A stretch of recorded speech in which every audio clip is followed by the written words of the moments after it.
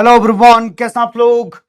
I hope आप अच्छे होंगे। Welcome to this amazing Arjuna 2.0 batch, जहां से होने वाले हैं जेई 2025 में सबसे ज्यादा सिलेक्शंस। आते हैं इस चीज पर, उससे पहले एक बार करते हैं डिस्कशन यहां से, ठीक है? एक मिनट भैया, ये पेन भी नाच रहा है ना। और बताइए क्या हाल चाल है सर? कल क्लास होगी क्या? नहीं, कल क्लास नहीं होगी, निश्चिंत रहिए। कल आपको पढ़ने का मौका दिया जा रहा है, आपको पढ़ना है कल। बताइए मेरी आवाज जा रही है क्या? सुनाई दे रहा है क्या? एक बार बताइए, एक बार देखना चैट चल रही है क्या? मेरी आवाज आपको ठीक ठाक तरीके से सुनाई पड़ रही है? मस्त, एकदम जबरदस्त। आवाज धीरे है सर, थोड़ा ठीक कर दो भैया। भैया जी थोड़ा ठीक कर दो, ऐसा ये कह रहे हैं। वैसे ठीक तो लग रहा है ना? हल्का से बढ़ा दो। चलिए आज बातचीत करेंगे केमिकल बॉन्डिंग के लेक्चर नंबर 3 में। कुछ होमवर्क आपको दिए गए थे, उन पर आप थोड़ी चर्चा कर लीजिएगा अभी हमारे साथ। डाउट डिस्कशन करेंगे भैया। कुछ बालकों के कुछ क्वेश्चंस होते हैं, उन क्वेश्चन को हमने रीड किया और यहां पर हम आपको डिस्कस करेंगे कि पिछले लेक्चर में आपको क्या दिक्कतें आई थी, वो यहां पर रिजॉल्व हो जाएंगी, सॉल्व हो जाएंगी। और एक बात ध्यान से, सावधानी से इस बात को सुन लो, आज के बाद से थोड़ा सा लेवल अप होना शुरू होगा। और अगर आज से आप ध्यान से नहीं पढ़ेंगे तो आपको दुख, तकलीफ, समस्या, पीड़ा, दर्द ये सब आना शुरू हो जाएगा। ठीक, तो कृपया आज से ज्यादा फोकस्ड रहें, क्योंकि कल तक बहुत बेसिक बेसिक बातें बताई हैं और उसका हल्का सा रिवीजन करते हुए हम आगे बढ़ जाएंगे। ठीक है जी। Happy independence day. देखो भैया, पहले ही बोल दे रहे हैं एडवांस में, है ना। उन महानुभावों की कृपा से हम लोग आजाद महसूस करते हैं, स्वतंत्र महसूस करते हैं कि हम कम से कम पढ़ पा रहे हैं, लिख पा रहे हैं और हमारे बीच में इस तरीके की वार्तालाप हो पा रही है। क्योंकि अगर आजादी ना मिलती तो बहुत सारे दुख, तकलीफ और समस्याएं थी। ये सब आजादी का ही हिस्सा है, स्वतंत्र होने का ही हिस्सा है कि आप अपनी जिंदगी को अपने तरीके से जी रहे हैं और मैं अपने तरीके से। हमारे बीच में इंट्रैक्शन भी इसलिए पॉसिबल है क्योंकि हम पूरी तरह से स्वतंत्र देश में हैं। तो निश्चित रूप से हमें आभारी होना चाहिए उन लोगों का जिनकी वजह से हम ये दिन देख पा रहे हैं, और ऐसे कर्म करें जिसकी वजह से उनकी आत्मा को भी ये लगे कि हां भैया, इन लोगों की वजह से अगर हमने अपने प्राण निछावर किए तो वो बर्बाद नहीं गया है, सही डायरेक्शन में पूरा देश जा रहा है। ठीक है जी, सही है। कुछ लिखा भी है मैंने, वो बात की बात देखेंगे, जरूर सुना दूंगा मैं कभी। फिलहाल अभी यहां पे आ जाते हैं, अपने लेक्चर पर बातचीत करते हैं। ठीक है जी। हाँ हाँ, गर्व से बोलो भैया, हम हिंदुस्तानी, गर्व से बोलो।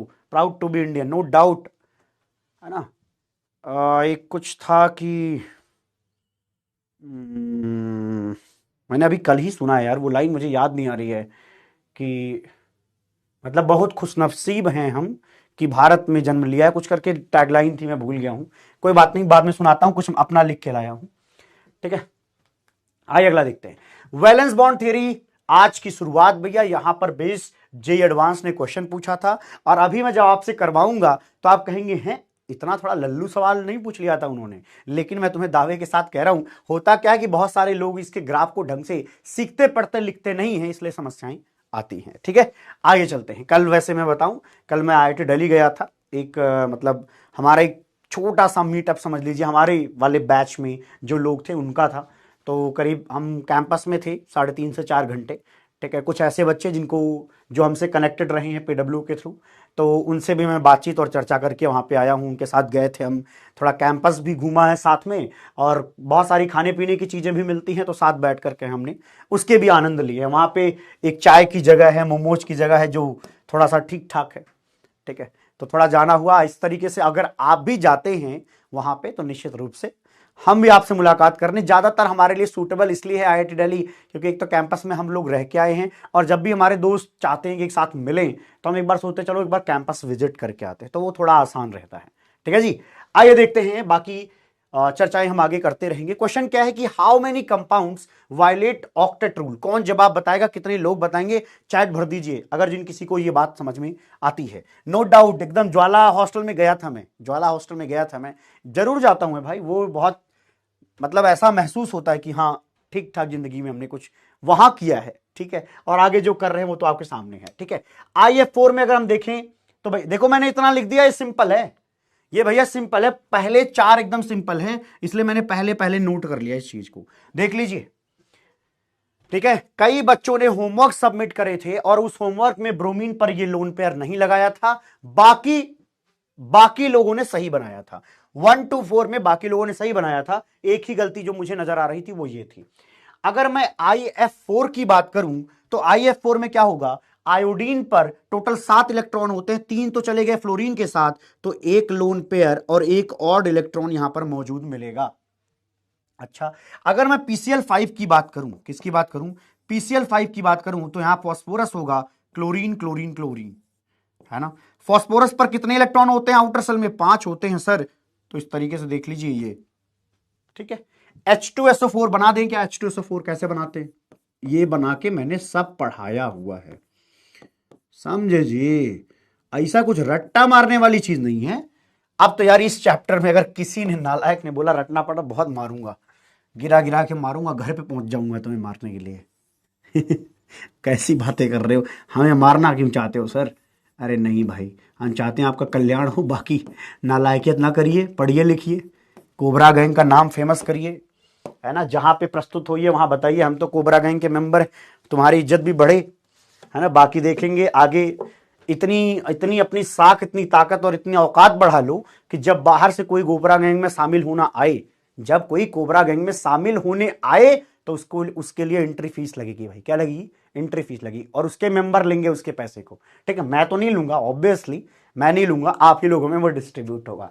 ठीक है, और कोबरा गैंग बड़ा गैंग बनेगा, देखना सबसे ज्यादा सिलेक्शन ना हुआ तो बताना मेरे को, मैं जानता हूं, इसलिए रोज आकर के वो थोड़ा सा भरता हूं तुम्हारे अंदर की गट्स आए। ठीक है, आइए जवाब देख लेते हैं, बहुत सारे लोगों ने सही जवाब दिए हैं कि देखिए भैया 5 यहां पे जवाब आएंगे, कौन कौन से हैं ढूंढ लीजिए। सेकंड वाला है, ये रहा आपका सेकंड वाला है जो वायलेट करता है, चौथा है मतलब ये रहा, ठीक है जी, इसके बाद 5वां है, ये भी वायलेट कर ही रहा है। ठीक है, ये आप देखेंगे 7th खुल के वायलेट कर रहा है, ये रहा 7th एकदम खुल के वायलेट कर रहा है। और ये अगर मैं 8th वाले को देखूं तो यहां पर भी वो दिख रहा है कि इनकम्प्लीट है, 8th ना जी, हाँ ये रहा 8th है। तो यहां पर 5 जवाब जिन लोगों का आया है स्वागत कर सकते हैं, हम आगे बढ़ सकते हैं।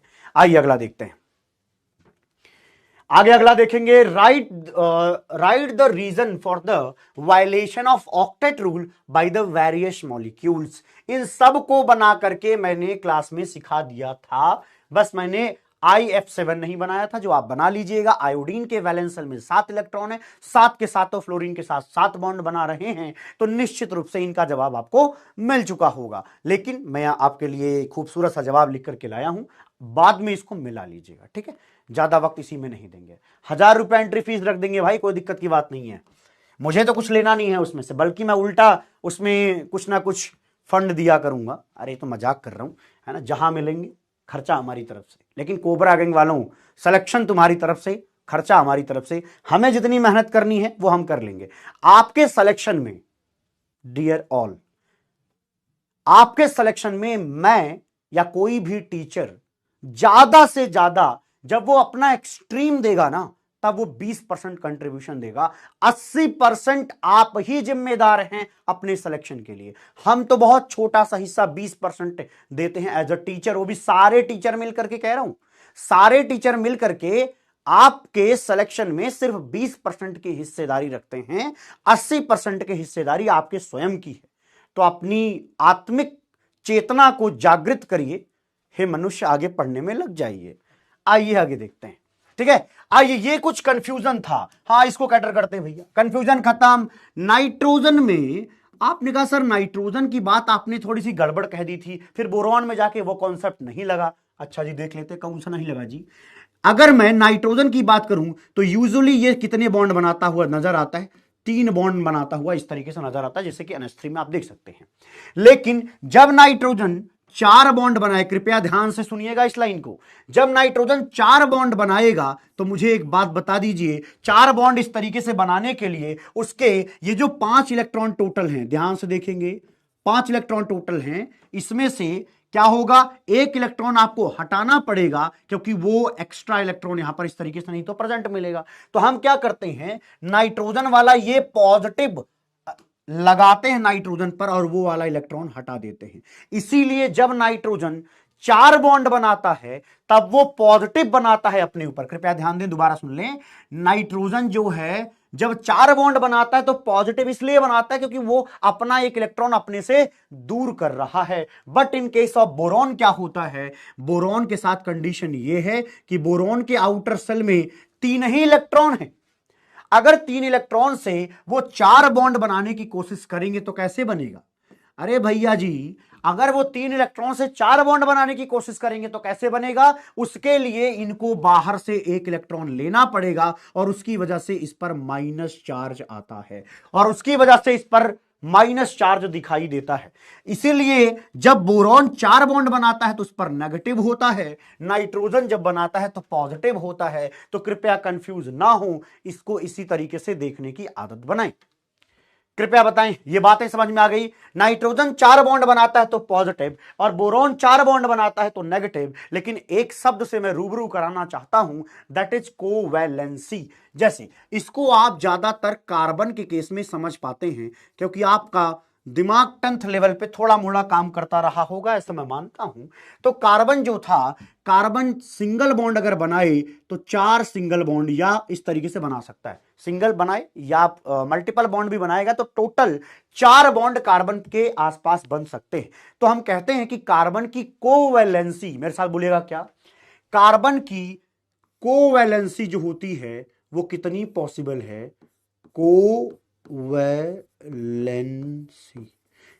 कोवैलेंसी कितनी पॉसिबल है? 4। कितनी पॉसिबल है जनाब? 4 पॉसिबल है। इसी तरीके से नाइट्रोजन देखो मैक्सिमम 4 बॉन्ड बना सकता है, इसलिए नाइट्रोजन का मैक्सिमम कोवैलेंसी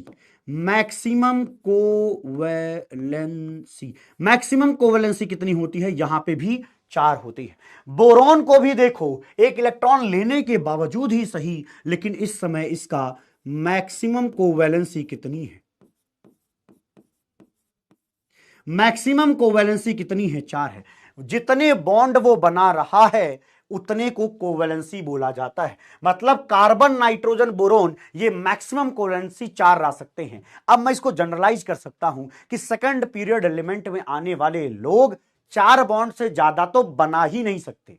बहुत लोग तो उतना भी नहीं बनाते, लेकिन 4 से ज्यादा तो कतई पॉसिबल ही नहीं है। उसका रीजन ये है कि अपने वैलेंस शेल में टोटल 8 इलेक्ट्रॉन ही इकट्ठा कर सकते हैं। शायद आपको आनंद आया हो, बड़ा आसान सा था।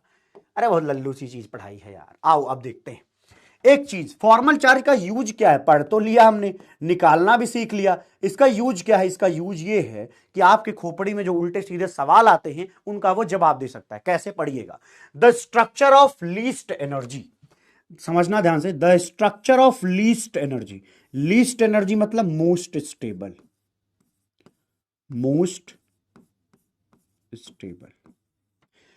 दोबारा सुनेंगे।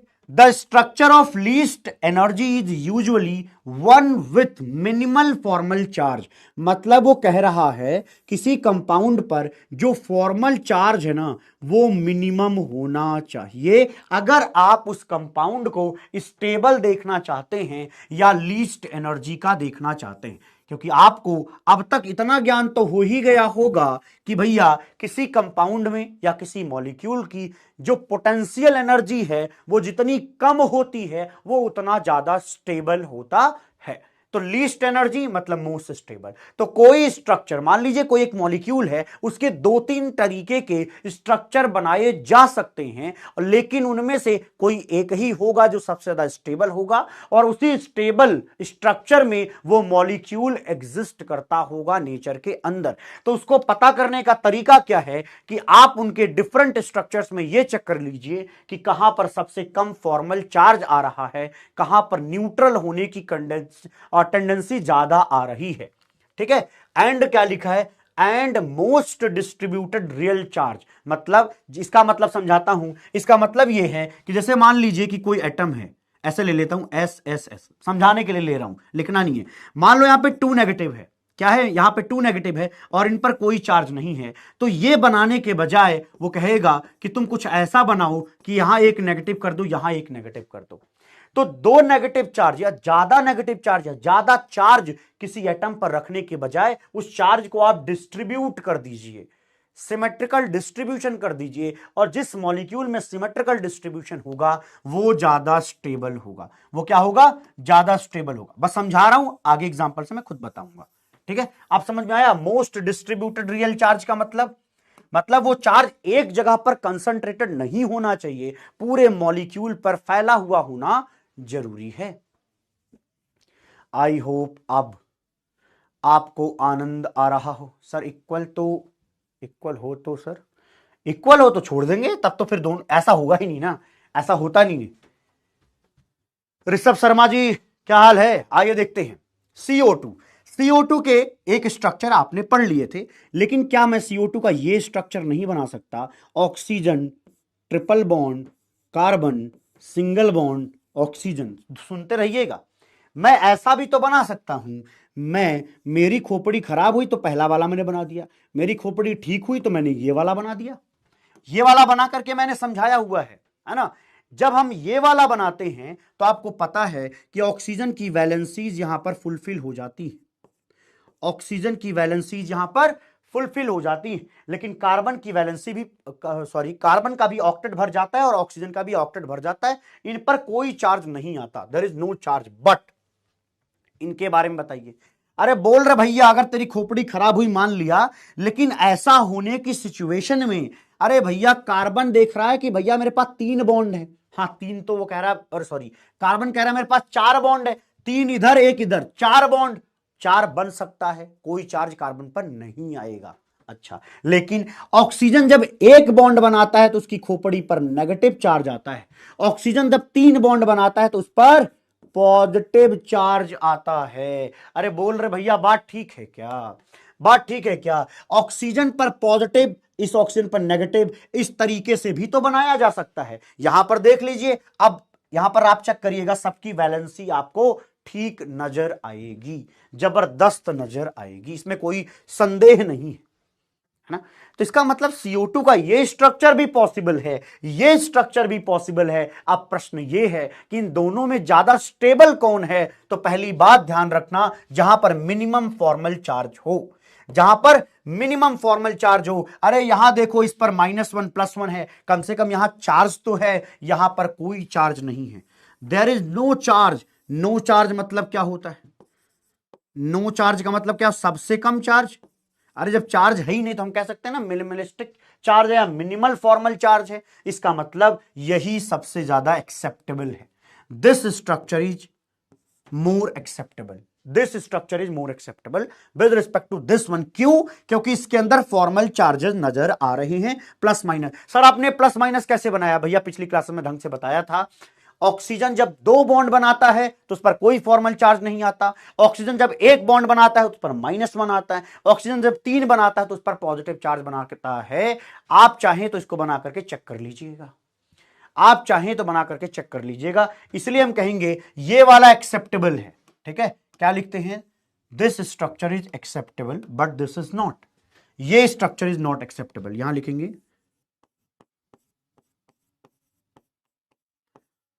this structure is acceptable but this structure is not acceptable। Not, पहले बताओ जो समझाया वो समझ में आया क्या? ये स्ट्रक्चर एक्सेप्टेबल ही नहीं है क्योंकि ये स्टेबल ही नहीं है। स्टेबल क्यों नहीं है? क्योंकि इसमें चार्जेस नजर आ रहे हैं और ये न्यूट्रल है, तो इसलिए हमारे काम का है। अच्छा सर समझ नहीं आया, अरे इसमें क्या समझाऊं मेरे बंधु?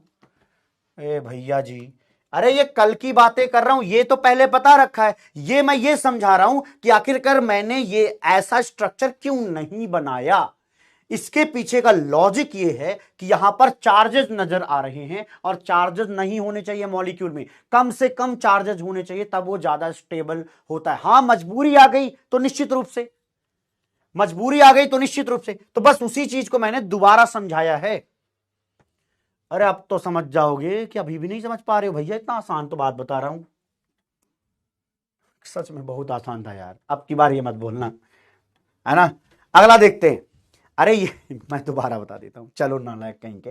CO2 का पेपर में आएगा कि इसके दो स्ट्रक्चर अगर बनाए जा सकते हैं तो बताइए इन दोनों में ज्यादा एक्सेप्टेबल कौन है, कौन सही स्ट्रक्चर है और कौन गलत स्ट्रक्चर है, उसके पीछे का रीजन बताइए। वो देगा ये दोनों बना के देगा। आप कहोगे देखो यहां पर पॉजिटिव है यहां नेगेटिव, मतलब यहां चार्जेज है लेकिन इस CO2 में कोई चार्ज नहीं है। तो जहां चार्ज नहीं है, नो चार्ज मॉलिक्यूल सबसे ज्यादा स्टेबल होगा, और जहां मॉलिक्यूल स्टेबल होता है वही स्ट्रक्चर एक्सेप्टेबल होता है। सर समझ में आया 100%, दोबारा बता दिया तो। अच्छा, N3 नेगेटिव, N3 नेगेटिव। अब इसको बनाने के तरीके कई हैं, देखो कैसे बना सकते हो। N triple bond N। अब अगर बनाना है तो देखो, आप चाहते हो वो बना दूं क्या मैं?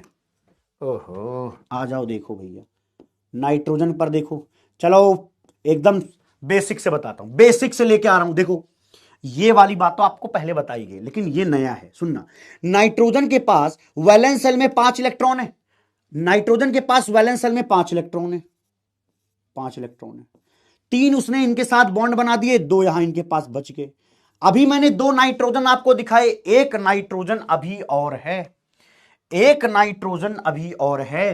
तो यहां पर एक नाइट्रोजन यहां बना दिया जाए, एक नाइट्रोजन यहां बना दिया जाए। अब प्रश्न यह है कि 2 नाइट्रोजन को N2 की तरह हमने जोड़ तो दिया, इसको इसके साथ कैसे कनेक्ट करेंगे, इसको इसके साथ कैसे कनेक्ट करेंगे? तो देखो हमने क्या करना है, ये इलेक्ट्रॉन उठा करके हम क्या करेंगे, इनको दे देते हैं, ये इलेक्ट्रॉन उठा करके हम इनको दे देते हैं। फिर आप देखेंगे अरे यहां N ट्रिपल बॉन्ड N और यहां इलेक्ट्रॉन डोनेट हो रहा है इस नाइट्रोजन को, लेकिन कहीं पे अभी चार्ज नजर नहीं आ रहा है।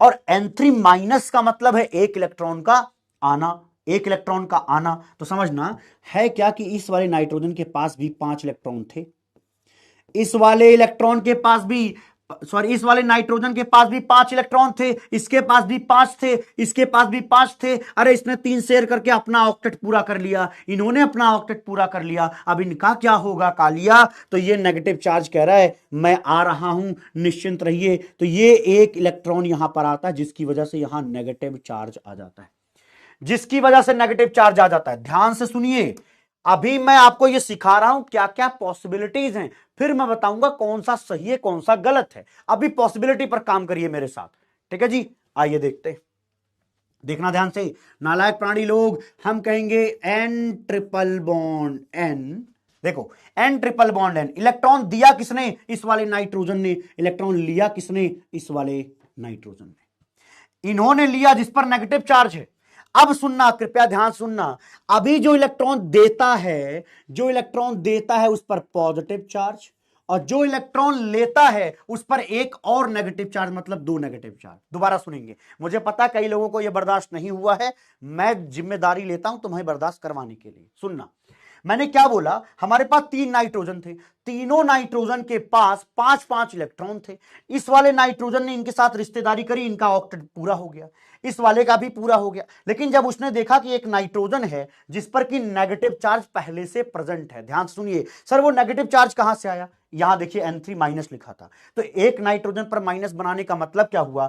जब नाइट्रोजन अकेला था, न्यूट्रल था, 5 इलेक्ट्रॉन, नेगेटिव का मतलब एक और, मतलब 6 इलेक्ट्रॉन। तो नाइट्रोजन कहता, नाइट्रोजन माइनस इनसे कहता भैया मेरे पास 6 है, अगर तुम 2 दे देते तो मेरे पास भी 8 हो जाते।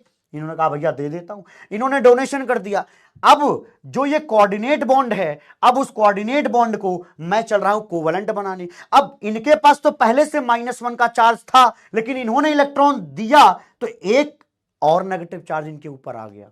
तो एक पहले था, एक और 2, और जिन्होंने दिया उस पर पॉजिटिव चार्ज। एक बार मैच करा के देख लो, एक बार मैच करा के देख लो ये हो रहा है कि नहीं, एक बार मैच करा के देख लो ये हो रहा है कि नहीं। अरे नालायकों, अभी मैं बता ये रहा हूं, अभी मैंने नहीं बताया ये सही स्ट्रक्चर है, मैं तुम्हें ये बता रहा हूं एक ये पॉसिबिलिटी है, कैसे सोचना है, घुमा फिरा के सोचना सिखा रहा हूं कि हां ऐसी पॉसिबिलिटी है। अब एक बार सोचो कि अगर ये ऐसा है, क्या ये सही बना स्ट्रक्चर है? देख लेते हैं। देखो ये नाइट्रोजन है, 3 बॉन्ड बनाया है। नाइट्रोजन जब 3 बॉन्ड बनाता है, ध्यान सुनिएगा, नाइट्रोजन जब 3 बॉन्ड बनाता है तो उस पर कोई चार्ज नहीं होता।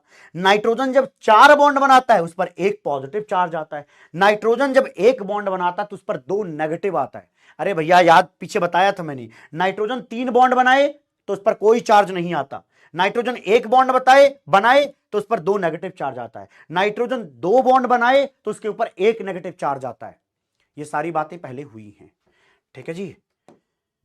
बोलो बोलो बोलो, बात सही है क्या? Yes, clear. अभी मैंने एक तरीके का स्ट्रक्चर आपके सामने प्रस्तुत किया, ये अभी पहला स्ट्रक्चर है। अब आओ दूसरे स्ट्रक्चर में। दूसरा स्ट्रक्चर मैं कुछ इस तरीके से बनाना चाहूंगा, ध्यान से सुनिएगा कैसे। एन एन एन एन, मुझे क्या करना है, ओवरऑल सेटिस्फाई करना है N3 माइनस को ना। तो देखो मैं क्या करने वाला हूं, मैं कहूंगा इनके बीच में मैं 2 बॉन्ड बनाऊंगा, इनके बीच में मैं 2 बॉन्ड बनाऊंगा। मैंने क्या किया, इस तरीके से बीच में 2 बॉन्ड, इधर भी 2 बॉन्ड बना दिए। अब सुनना, हे नालायक प्राणियों, अब ध्यान से सुनना, है ना, कैसे बना रहा हूं वो सुनेंगे। अब अगर मैं कह रहा हूं ऐसा है, तो जो नाइट्रोजन 4 बॉन्ड बनाता है उस पर कौन सा चार्ज है सर? पॉजिटिव। जो नाइट्रोजन 4 बॉन्ड बनाता है उस पर आएगा, अरे बोलो भैया, जो 4 बॉन्ड बनाएगा उस पर पॉजिटिव, और जो 2 बनाएगा उस पर 1 माइनस, जो 2 बनाएगा उस पर 1 माइनस। बोलो भैया, क्या ये सही है? हां सर, ये भी सही लग रहा है मुझे। अब प्रश्न ये है कि ये वाला ज्यादा सही है या ये वाला ज्यादा सही है? इन दोनों में ज्यादा सही स्ट्रक्चर कौन सा है? ये ज्यादा सही है या ये? तो पहला वर्सेस दूसरा, इसको पता करने का तरीका है कि मिनिमल फॉर्मल चार्ज रखना है and most distributed real charge. मतलब एक नाइट्रोजन पर 2 नेगेटिव चार्ज रखने के बजाय आप इसको 2 नाइट्रोजन पर एक एक नेगेटिव चार्ज कर दोगे तो वो ज्यादा स्टेबल होगा, इसलिए सेकंड वाला मोर स्टेबल है। तो कहा जाएगा, अगर मैं स्टेबिलिटी की बात करूं, स्टेबिलिटी, एक मिनट,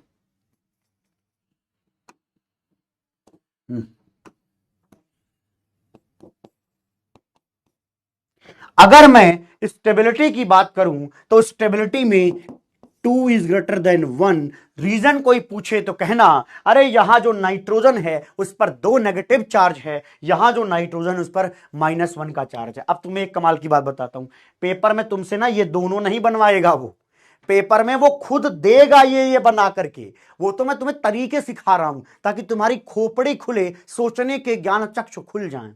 तो ये तो पेपर में वो देगा, तुम्हें बस इतना देखना है कि कहां पर चार्ज डिस्ट्रीब्यूटेड है, दैट्स इट। अब कई लोगों के मन में सवाल आएगा, सर यहां मेरे को तो 3 चार्ज दिख रहा है, देखिए 2 नेगेटिव 1 पॉजिटिव, जबकि N3 माइनस में तो सिर्फ 1 माइनस है। हे नालायक प्राणी, 1 प्लस 1 माइनस आपस में न्यूट्रलाइजेशन करा सकते हैं तो एक ही नेगेटिव चार्ज बचेगा। अब तुम्हें लगा होगा कि हाँ यार ये आसान था।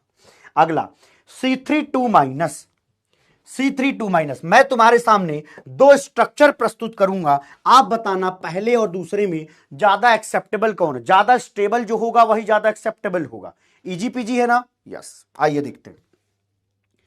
Carbon triple bond carbon, carbon यहां पर हो जाएगा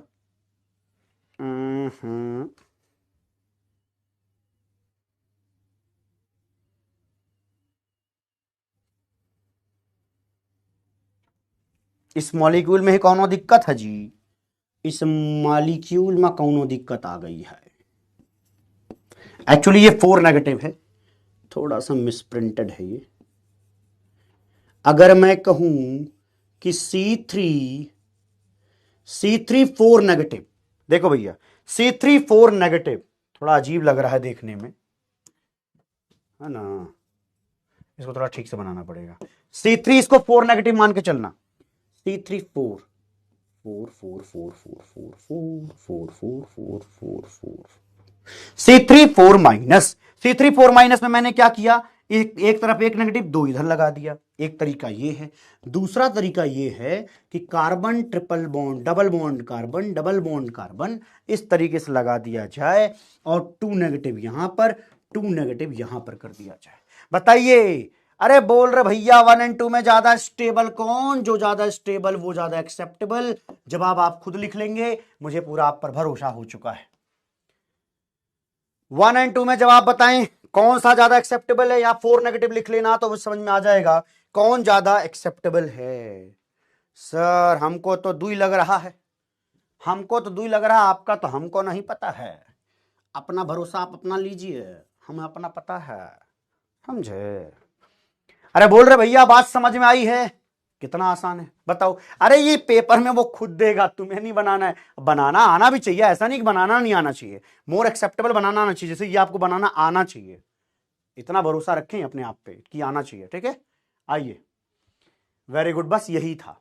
अब बातचीत करते हैं बहुत ही important theory, that is valence bond theory. दोबारा सुनेंगे, वैलेंस बॉन्ड थियरी।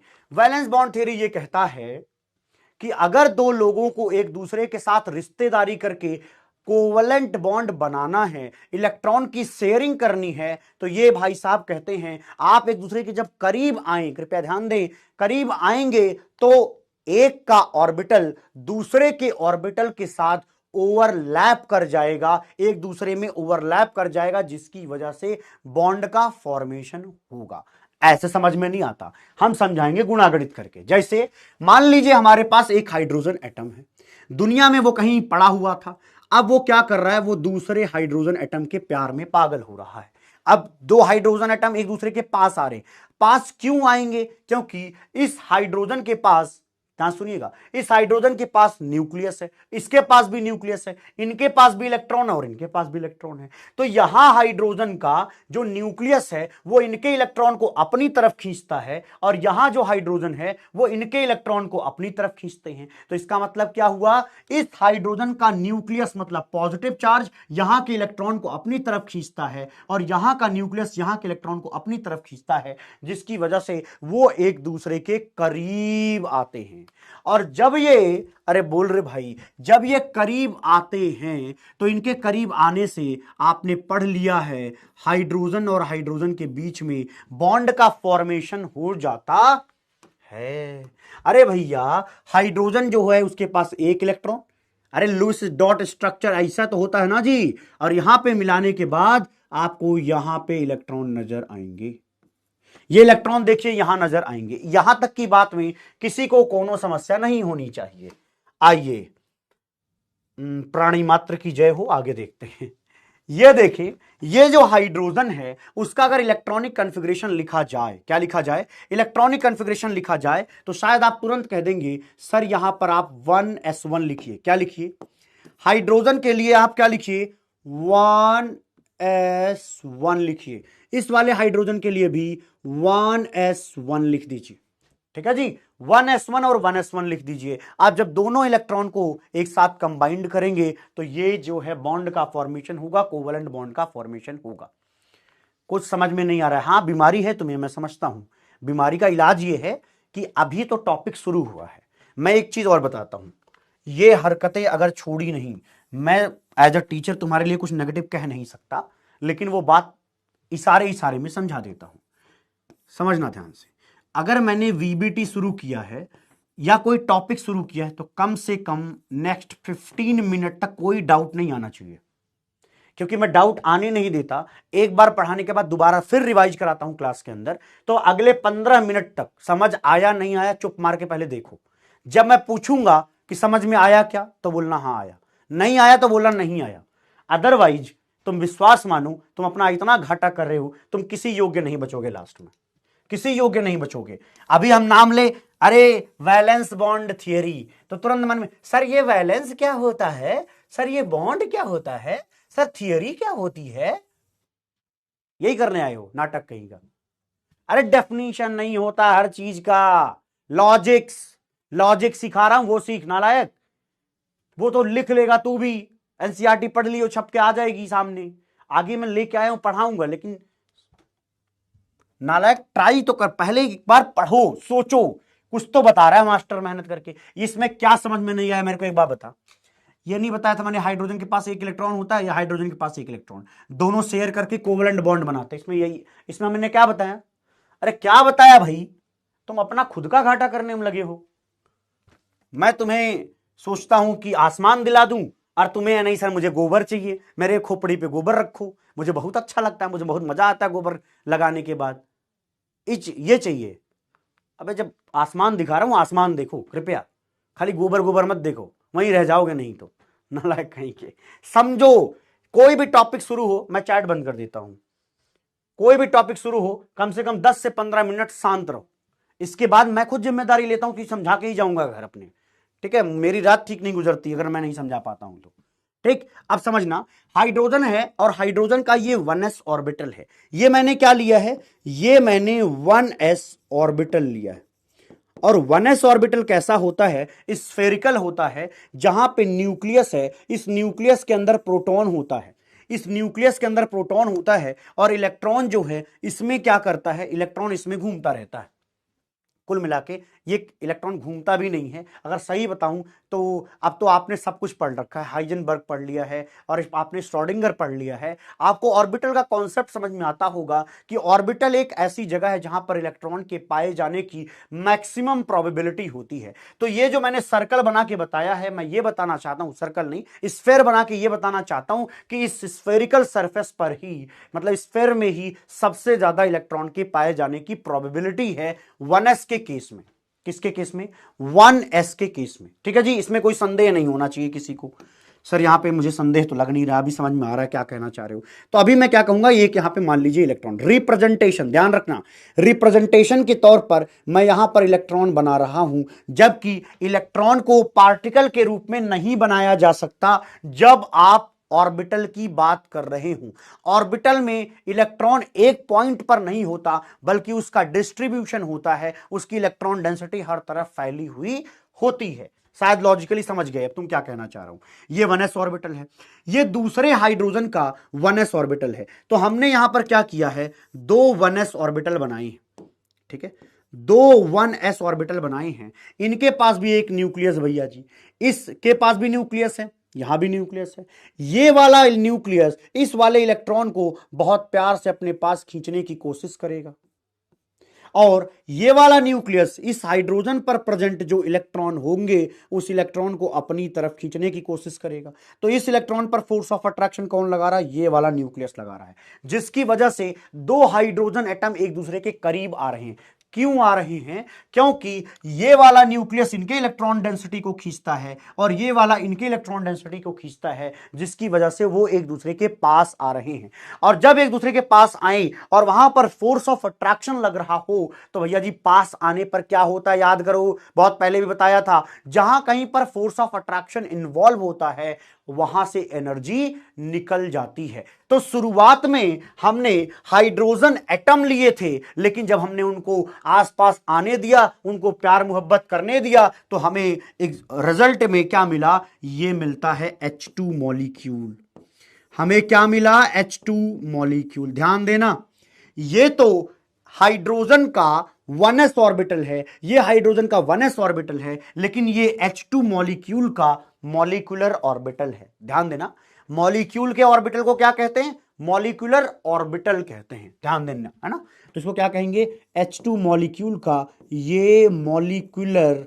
ध्यान से सुनना पड़ेगा, ये लेक्चर आराम का लेक्चर नहीं है, यहां घूमने नाचने और कूदने नहीं आए हो तुम, है ना, कॉन्सेप्ट सीखने आए हो। और कोई भी केमिस्ट्री हो, और ये बहुत ही लॉजिकल है, पूरी केमिकल बॉन्डिंग पूरी लॉजिकल है।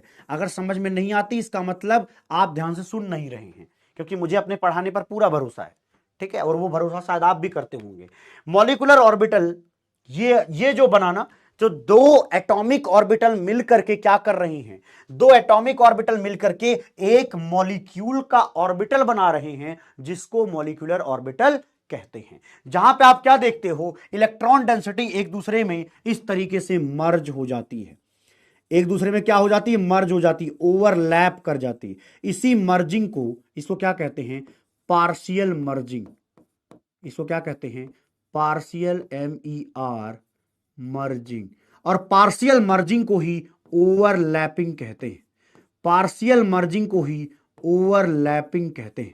ध्यान दीजिएगा, पार्शियल मर्जिंग को ही हम ओवरलैपिंग कहते हैं। आई होप आपको समझ में आ रहा हूं मैं क्या कहना चाह रहा हूं।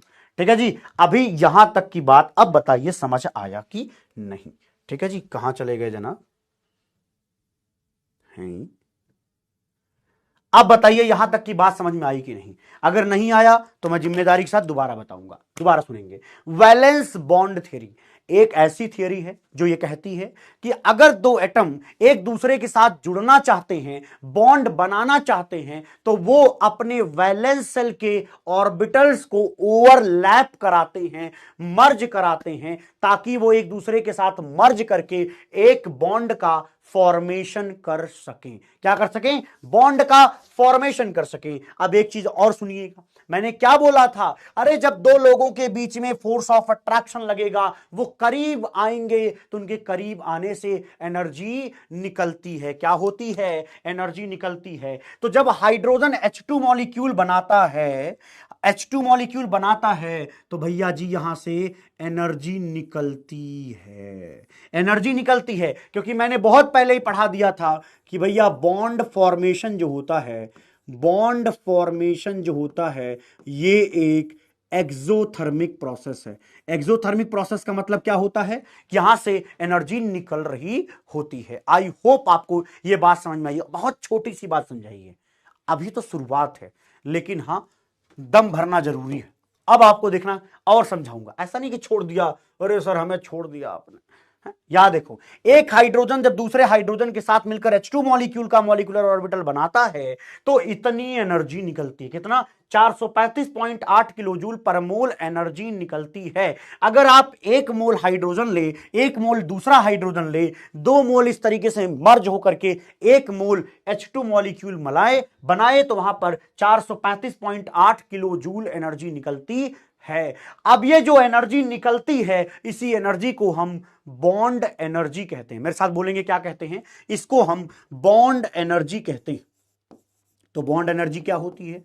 बॉन्ड एनर्जी क्या होती है?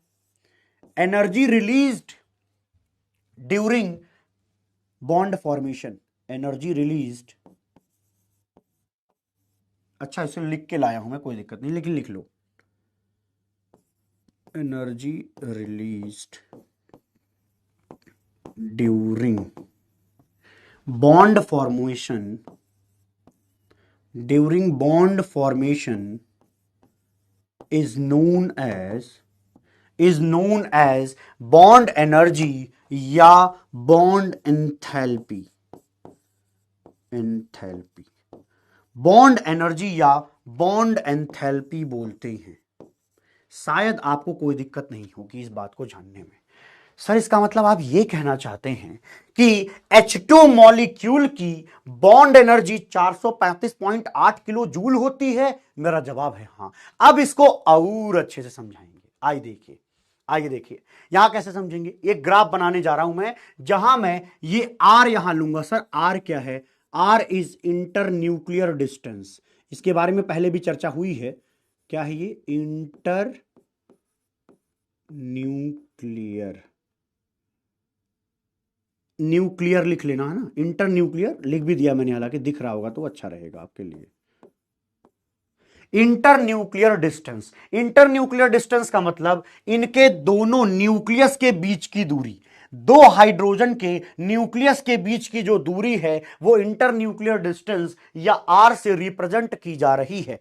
ठीक है, अभी यहां इस ग्राफ पे मैं पोटेंशियल एनर्जी लूंगा, पोटेंशियल एनर्जी लूंगा। और मैंने आपको बहुत पहले से बताया हुआ है, इस सृष्टि में हर एटम की ये इच्छा है, ये चाहता है कि हम किसी के साथ जुड़े, गठबंधन करें और एक मॉलिक्यूल बनाएं जहां पे एनर्जी निकले, ताकि वहां पर पोटेंशियल एनर्जी उस सिस्टम के लिए, उसके लिए, मॉलिक्यूल के लिए मिनिमम आ सके।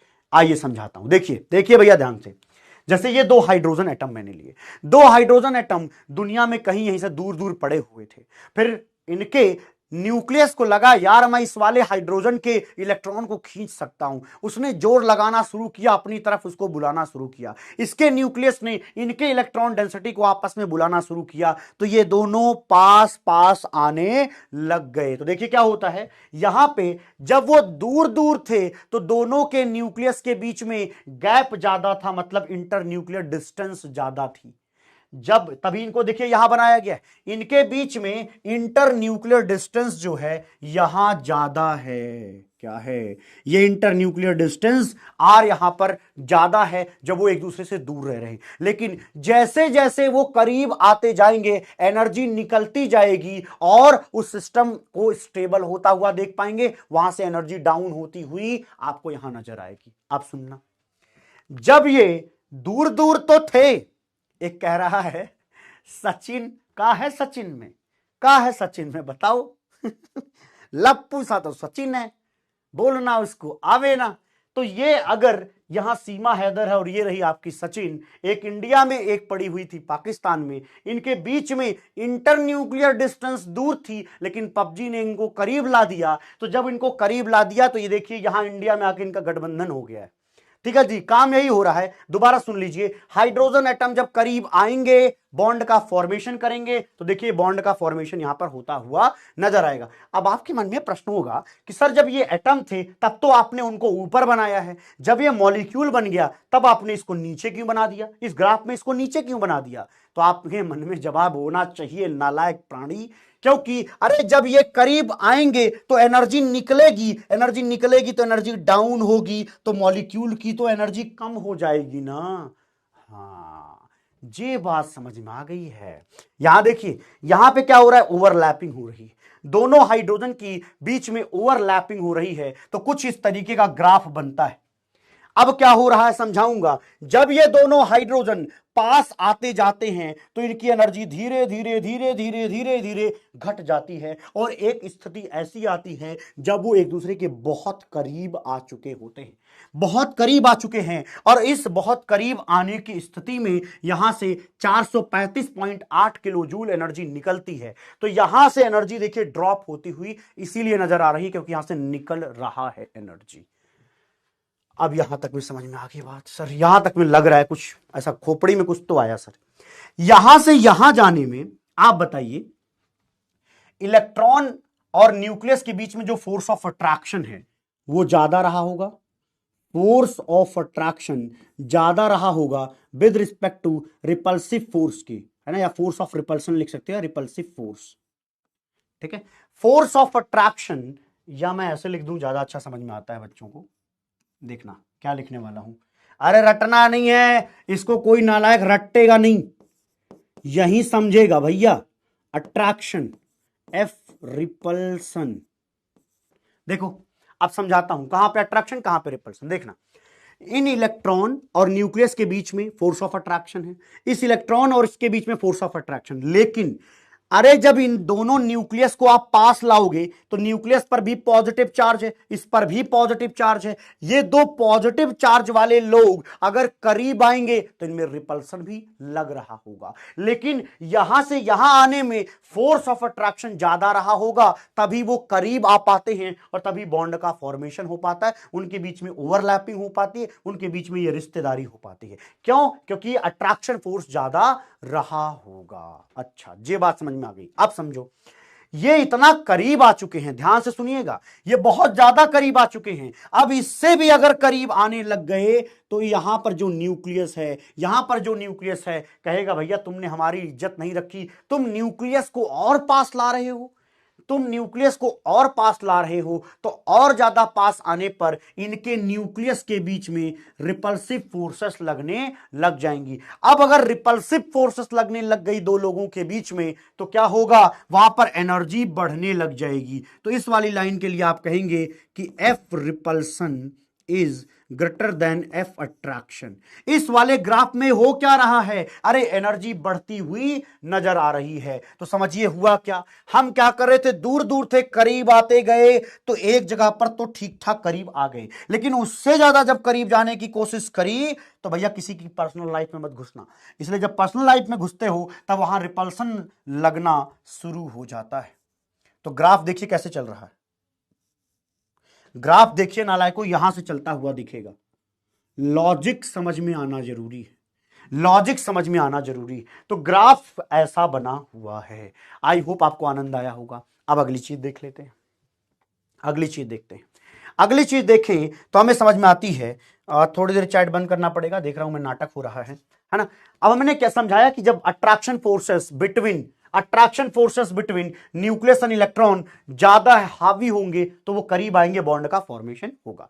अब देखना पोटेंशियल एनर्जी के अगर हम अराउंड देखें, चल जा भैया, नाराज हो गए, कोई बात नहीं। ये देखना पोटेंशियल एनर्जी, देखो यहां इस पॉइंट पर हमें जो कुछ भी पढ़ाई लिखाई करनी है वो इस पॉइंट के बारे में सबसे ज्यादा जानना है, क्योंकि ये वो पॉइंट है जहां पर बहुत ज्यादा एनर्जी निकल गई है, उससे ज्यादा एनर्जी अब निकल नहीं सकती है। तो एनर्जी वाइज वो मिनिमा है, एनर्जी की मिनिमा यहां मिल रही, अरे मां नहीं रहे, मिनिमा मतलब लोवेस्ट पॉइंट, ठीक है। तो एनर्जी वाइज सबसे लोवेस्ट पॉइंट इस ग्राफ का यही आएगा, और वो कितना है, -435.8 किलोजूल पर मोल।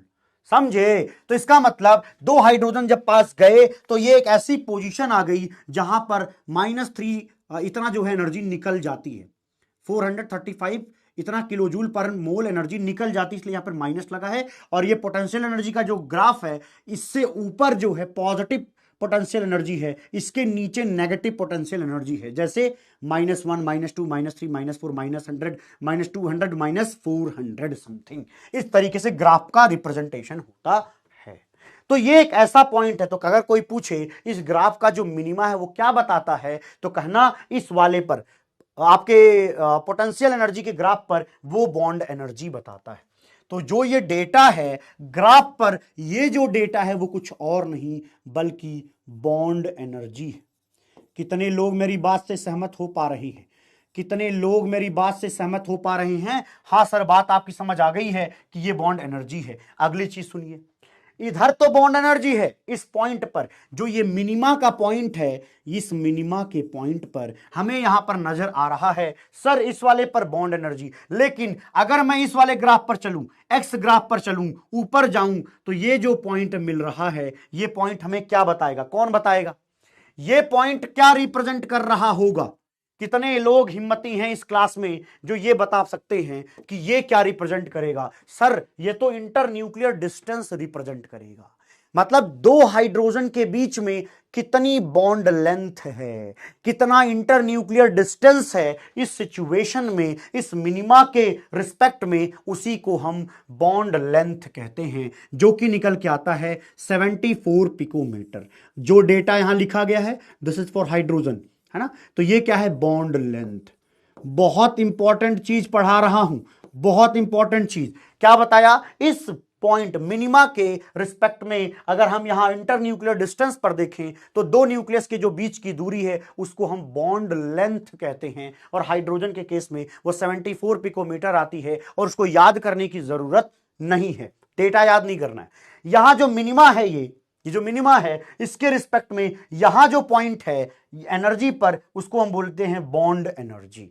ठीक, अब अंग्रेजी आएगी, अंग्रेजी पढ़ लीजिए। Energy gets released when bond is formed between two hydrogen atoms, the hydrogen molecule is more stable than that of isolated hydrogen atom, the energy so released is called bond enthalpy। अब एक बात बताओ, मैं तुमसे अगर पूछूं कि अकेला हाइड्रोजन ज्यादा स्टेबल है या H2 मॉलिक्यूल ज्यादा स्टेबल है, तो तुम कहोगे कि सर हाइड्रोजन अकेला अगर खुश होता तो वो अकेले रहता, वो क्यों जुड़ना चाहेगा इनसे? अरे वो अगर इनसे सर जुड़ रहा है तो जुड़ ही इसलिए रहा है ताकि जुड़ने के बाद एनर्जी निकल सके और वो खुद को स्टेबल महसूस करा सके। तो इसीलिए यहां लाइन यहां पर लिखी गई है।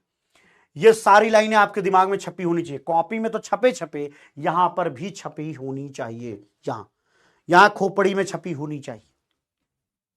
अगर मैं तुम्हें आसमान दिखाऊं तो कृपया आप आसमान देखें, गोबर की तरफ नहीं देखेंगे अब से।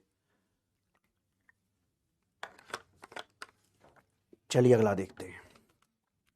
नेक्स्ट पॉइंट क्या है? नेक्स्ट एक क्वेश्चन आपके सामने प्रस्तुत कर रहा हूं, ग्राफ है, देखिएगा, ठीक है। ग्राफ देखिएगा क्या लिखा है। ये कह रहे हैं कि ये ग्राफ 1 है, ये वाला ग्राफ 1 है, और वो ये कह रहे हैं ये वाला ग्राफ 2 है। दो ग्राफ दिया गया है, क्या लिखा है? If graph 1 represent the formation of A B, 1 वाले में ए बी है, मतलब इसका ये है कि एक ए एक बी से मिलने आ रहा है, एक ए एक बी से मिलने आ रहा है 1 वाले में, है ना, तभी तो यहां पर इसका जो मिनिमा पॉइंट होगा, उस मिनिमा पॉइंट पर यहां ए और बी के बीच में गठबंधन हुआ होगा, यहां ए और बी के बीच में गठबंधन हुआ होगा, और यहां पर बॉन्ड लेंथ, कृपया ध्यान दें, यहां पर ये बॉन्ड लेंथ आ रही होगी, ये बॉन्ड लेंथ आ रही होगी। तो ए बी एक दूसरे के पास आ रहे हैं, इनकी रिश्तेदारियां बन रही हैं, उनके लिए ये ग्राफ बनाया गया है। इसका मतलब ये है, graph 2 represent the formation of AC molecule. Graph 2 में एसी मॉलिक्यूल, इसका मतलब एक ए जो है वो सी के साथ रिश्ता जोड़ने आ रहा है, एक ए जो है सी के साथ रिश्ता जोड़ने आ रहा है। तो इस कंडीशन में कृपया ध्यान दें, जब जोड़ने आएगा एसी मॉलिक्यूल बनेगा, तो वो ये कह रहे हैं कि इस वाले पॉइंट पर जब इस वाले ग्राफ 2 का मिनिमा आएगा, तो इस ग्राफ 2 के मिनिमा के वक्त ए और सी आपस में ओवरलैप करेंगे, और इनके बीच में जो इंटरन्यूक्लियर डिस्टेंस है वो बॉन्ड लेंथ कहलाएगी, और यहां से निकलने वाली energy bond energy for AC कहलाएगी। इसमें कोई दर्द नहीं। अब वो देखो क्या पूछ रहे हैं, अब पूछ रहे हैं कि बॉन्ड लेंथ एसी का ज्यादा होगा या एबी का ज्यादा होगा, बॉन्ड एनर्जी एसी का ज्यादा होगा या एबी का ज्यादा होगा। चलिए बताइए,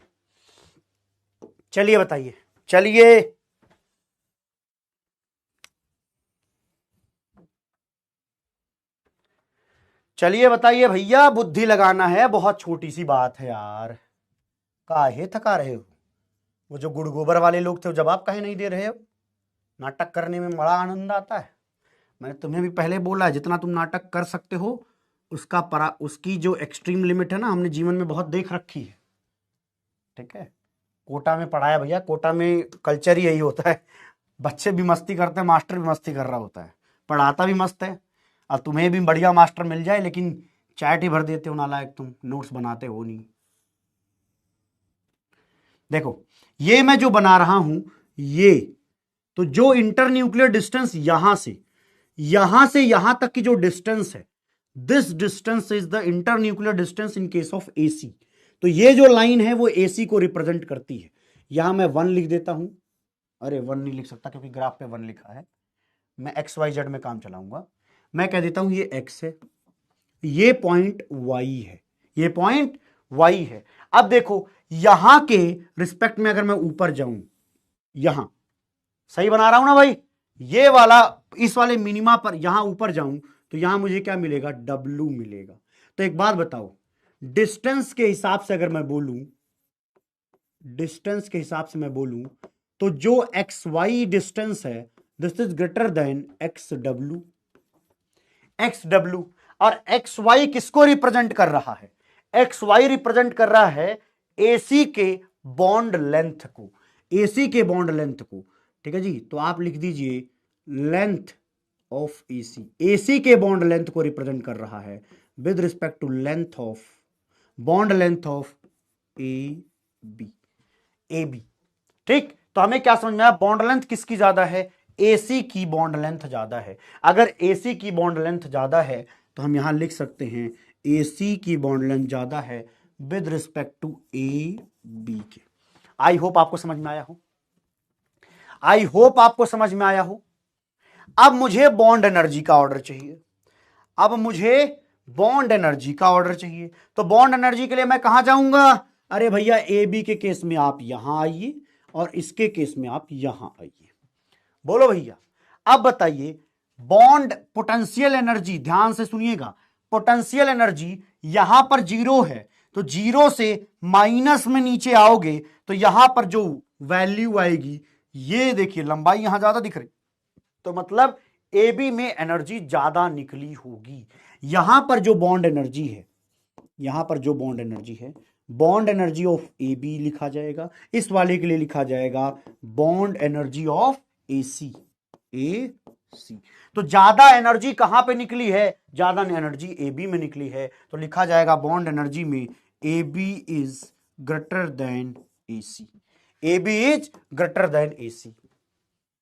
और एक बात बताऊं, ये जेईई एडवांस का क्वेश्चन है, ये जेई एडवांस का क्वेश्चन है, बस क्वेश्चन की रीफ्रेमिंग थोड़ी अलग है, जिसको मैंने अपने लैंग्वेज में लिखा है, ठीक, लेकिन उनका सवाल एग्जैक्टली हूबहू ऐसा ही आया था। सोच के देखो, खाली क्वेश्चन को मैंने थोड़ा सा आसान लैंग्वेज में लिख दिया है, लेकिन सोच के देखो नालायक प्राणियों, तुम्हें लगता है कि जेई एडवांस बहुत कठिन है, दिमाग से जेई एडवांस को निकालो, क्या लाओ, एडवांस्ड प्रॉब्लम के सॉल्यूशंस को दिमाग में ले आओ। एडवांस बहुत कठिन होता है सर, आपको क्या पता। अच्छा जी नालायक प्राणी, यहां पे ध्यान दोगे तो सब समझ में आएगा, वेरी वेरी इजी लगेगा। और एक बात बता रहा हूं, अगर तुम ये क्वेश्चन कर ले गए तुम इनऑर्गेनिक केमिस्ट्री का एक भी क्वेश्चन जेई एडवांस में गलत करके नहीं आओगे। अगर तुम ये चाहते हो जेई एडवांस फोड़ना है, इनऑर्गेनिक केमिस्ट्री 100% सच बता रहा हूं, सही करके आओ, बड़ा नंबर मिलता है, बड़ा ही नंबर मिलता है जी। अच्छा, अब मैं पूछूंगा बॉन्ड स्ट्रेंथ, ये लॉजिक से पूछूंगा, मतलब अभी तक जो पढ़ा है, मैंने नहीं पढ़ाया इसको, अभी तक जो आपने पढ़ा है जीवन में उसके हिसाब से बताइए, ज्यादा बॉन्ड स्ट्रेंथ कहां पर होगी, कौन सी बॉन्ड ज्यादा मजबूत होगी, कौन सी बॉन्ड ऐसी जिसको तोड़ने में ज्यादा एनर्जी लगेगी, कौन बता सकता है? कौन बता सकता है कि बॉन्ड स्ट्रेंथ इन दोनों में किसकी ज्यादा है? कौन बता सकता है कि बॉन्ड डिसोसिएशन डिसोसिएशन एनर्जी किसकी ज्यादा होगी? बॉन्ड डिसोसिएशन एनर्जी का मतलब बॉन्ड को तोड़ने में सबसे ज्यादा एनर्जी कहां पर लग रही होगी? Bond strength sir, A B जो होगा वो सबसे मजबूत बॉन्ड होगा सर, क्योंकि देख लीजिए बॉन्ड लेंथ छोटी, अरे जितनी छोटी बॉन्ड लेंथ, अगर पेन बड़ा रहेगा तो ऐसे पकड़ के तोड़ देते हो, अरे बॉन्ड इतना छोटा सा दे दूं तो वो पकड़ के तोड़ ही नहीं पाओगे जी। तो बॉन्ड लेंथ जिसका ज्यादा, अरे बॉन्ड लेंथ जिसका ज्यादा उसकी स्ट्रेंथ कम होती है, या इसको उल्टा एक और तरीके से बोल लो, एनर्जी वाइज, जहां जिसको बनाने में खूब एनर्जी निकली हो वो स्ट्रेंथफुल होता है। अच्छा, बॉन्ड डिसोसिएशन एनर्जी में भी यही ऑर्डर आएगा, जब अगर ए बी का अगर बॉन्ड तोड़ना बड़ा कठिन है, क्योंकि उसको तोड़ने में सबसे ज्यादा एनर्जी लग रही होगी। बताओ कौन ऐसा है जो ये नहीं कर पाएगा? और ये जेई एडवांस मटेरियल है, तुम्हें लगता है हले बहुत कठिन सवाल आता है पेपर में? नहीं आता है, समझे? आइए अब तुम्हारे असली बुद्धिमत्ता का हम परिचय लेने वाले हैं। अब असली बुद्धिमत्ता का परिचय लेने वाले हैं, एक बार ये देखिए मैंने क्या बनाया है, इसको नोट डाउन करिए, इसको नोट डाउन करिए, और ये बताइए हमने क्या बनाया है, ये नोट भी करना है, ये लिखना, VBT is an orbital overlap concept. Obviously VBT में हम कर क्या रहे हैं, ऑर्बिटल को ओवरलैप करा रहे हैं, एक दूसरे में मर्ज करा रहे हैं। चलिए बताइए।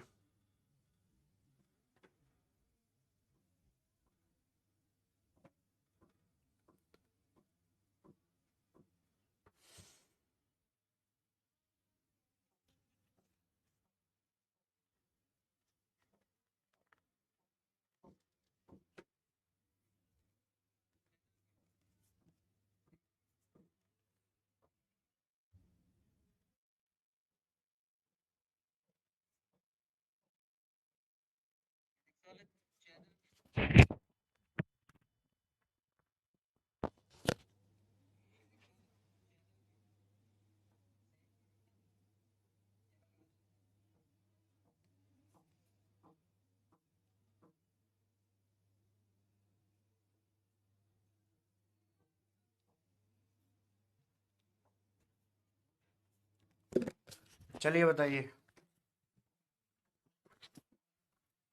छाप लिया जी? सर छाप लिया सर, बुद्धि में छाप लिया, इधर भी छाप लिया। आप देखिए, आप कुछ कॉन्सेप्ट समझेंगे। क्या मैंने बनाया पता है? देखो, हाइड्रोजन का ये 1s था, ये हाइड्रोजन का 1s ऑर्बिटल था, ये 1s ऑर्बिटल था, और ये मर्ज होने के बाद मॉलिक्यूलर ऑर्बिटल बन गया, molecular orbital, molecular orbital, molecular orbital बन गया। मॉलिक्यूलर ऑर्बिटल ये किसका बन गया? H2 मॉलिक्यूल का बन गया। ये हाइड्रोजन एटम का था, ये भी हाइड्रोजन एटम का था। ठीक, तो देखिए हमने क्या बनाया है, हाइड्रोजन का यहां पे मैंने 1s लिया, हाइड्रोजन का 1s लिया जिसमें एक इलेक्ट्रॉन है, हाइड्रोजन का 1s लिया जिसमें एक इलेक्ट्रॉन है, लेकिन यहां पर अपवर्ड है और यहां डाउनवर्ड है, क्योंकि कोवलेंट बॉन्ड बनाना है तो एक का स्पिन दूसरे के इस तरीके से अपोजिट होना जरूरी है। ठीक, अब अगर ये एक दूसरे के साथ बॉन्ड बनाएंगे तो कुछ इस तरीके का एक क्या होगा, देखो भैया हो क्या रहा है, ये पहले सेम एनर्जी पर थे लेकिन जब वो करीब आए तो एनर्जी उनकी क्या हो गई, कम हो गई। अरे नालायक, अभी पीछे ही तो बताया था कि ग्राफ में ये ऐसे नीचे जाता है, तो जो ये नीचे आने वाली प्रोसेस है बस उतने पार्ट को मैं बता रहा हूं, सिर्फ उतने वाले पार्ट को बता रहा हूं कि जब एक हाइड्रोजन दूसरे हाइड्रोजन के साथ मिलता है, गठबंधन करता है, जब एक हाइड्रोजन दूसरे हाइड्रोजन के साथ गठबंधन करता है तो इनके मिलने से H2 मॉलिक्यूल का फॉर्मेशन होता है। और ये जो H2 मॉलिक्यूल है, कृपया ध्यान दें, ये जो H2 मॉलिक्यूल है उसकी एनर्जी जो है दोनों इंडिविजुअल हाइड्रोजन एटम से कम होती है और ये स्टेबल महसूस करता है। ये लाइन मैंने पहले भी पढ़ाई, अभी भी दिखा रहा हूं। अब देखिए इसी चीज को, अच्छा कई लोग सोच रहे होंगे सर ये क्या बना दिया, अभी तो आप कह रहे थे कुछ ऐसा। अरे इसी को रिप्रेजेंट किया जाता है ऐसे भी, ये एक ही बात है, इसमें कोई बहुत बड़ा अंतर नहीं है ना, ये इसी का एक और रिप्रेजेंटेशन है, दैट्स इट। ये कुछ बहुत अलग सा कॉन्सेप्ट नहीं बता दिया मैंने, ठीक है, ओके, समझ में शायद आ गया होगा, अभी तक में तो आनंद की अनुभूति हुई होगी। बाकी मैंने यहां पे क्या लिखा है, VBT is an orbital overlap concept. ये कर क्या रहे हैं, ऑर्बिटल को ओवरलैप कर रहे हैं। अच्छा, कितने लोग ऐसे हैं जो ये बोल सकते हैं कि सर मैं जो है श्रोडिंगर वेव इक्वेशन पढ़ करके आया हूं, कितने लोग ऐसे हैं जो श्रोडिंगर वेव इक्वेशन शब्द समझते हैं। आइए उनकी धैर्य और उनके साहस का हम एक बार परिचय देखते हैं। क्या है, ये एक ऑर्बिटल है, ऑर्बिटल को हम रिप्रेजेंट करते हैं साई स्क्वायर से। किससे, साई स्क्वायर से। अगर मैं इसके पहले वाले ऑर्बिटल को ए लिख दूं, दूसरे वाले के लिए मैं लिख दूंगा साई स्क्वायर बी, तो इसके लिए मैं क्या लिखूंगा, मैं इसके लिए लिखूंगा साई ए प्लस साई बी का होल स्क्वायर। एक बार देख लीजिए, सर ये क्या बात हुई, आपको दोनों जोड़ देना चाहिए था, ये तो आपने होल स्क्वायर कर दिया, ये तो गड़बड़ लग रहा है। दया दया कुछ तो गड़बड़ है, दया कुछ तो गड़बड़। कितने लोग हैं जो श्रोडिंगर वेव इक्वेशन पढ़ करके आए हैं और समझते हैं क्या होता है, श्रोडिंगर वेव इक्वेशन क्या होता है, कितने लोग हैं जो समझते हैं। कोई जरूरी नहीं है यहां इसको पढ़ाना, मैं हटा भी दूंगा अगर आपको श्रोडिंगर वेव इक्वेशन नहीं आता। ये देखो नो लिख रहे हैं, कोई बात नहीं, इसकी जरूरत नहीं है, फिर जब नहीं पढ़ा है तो इसकी जरूरत नहीं है। श्रोडिंगर वेव इक्वेशन ढंग से पढ़ करके आइए, तब आपको अगले लेक्चर्स में बताऊंगा। मैं नहीं पढ़ाऊंगा भैया उसको, क्योंकि मैं उसको कंप्लीट करने वाला नहीं हूं। ठीक है, आइए आगे बढ़ते हैं, कोई दिक्कत नहीं, ऐसा नहीं छोड़ रहा हूं, आगे कराऊंगा। जब मैं मॉलिक्यूलर ऑर्बिटल थ्योरी पढ़ाऊंगा तो यही सेम कॉन्सेप्ट वहां कंपैरिजन में सिखाऊंगा। बट मुझे लगा एक बार देखूं तुम्हें आता है कि नहीं आता है। एक काम और करेंगे, अगर जैसे अभी तो ठीक है, अगले 2-3 लेक्चर तक कोई बात नहीं, 2-3 लेक्चर के बाद आप एक बार पूरा श्रोडिंगर वेव इक्वेशन, उसका एप्लीकेशन पार्ट कि ऑर्बिटल को कैसे रिप्रेजेंट करते हैं, साई का मतलब क्या है, साई स्क्वायर का क्या मतलब है, ये सब पढ़ करके आएंगे। ठीक है, 3-4 दिन बाद, अभी नहीं, मैं बता दूंगा। ठीक है, अभी कोई जरूरत नहीं है, अभी कोई जरूरत नहीं। ठीक है, अब बात करते हैं फेज की।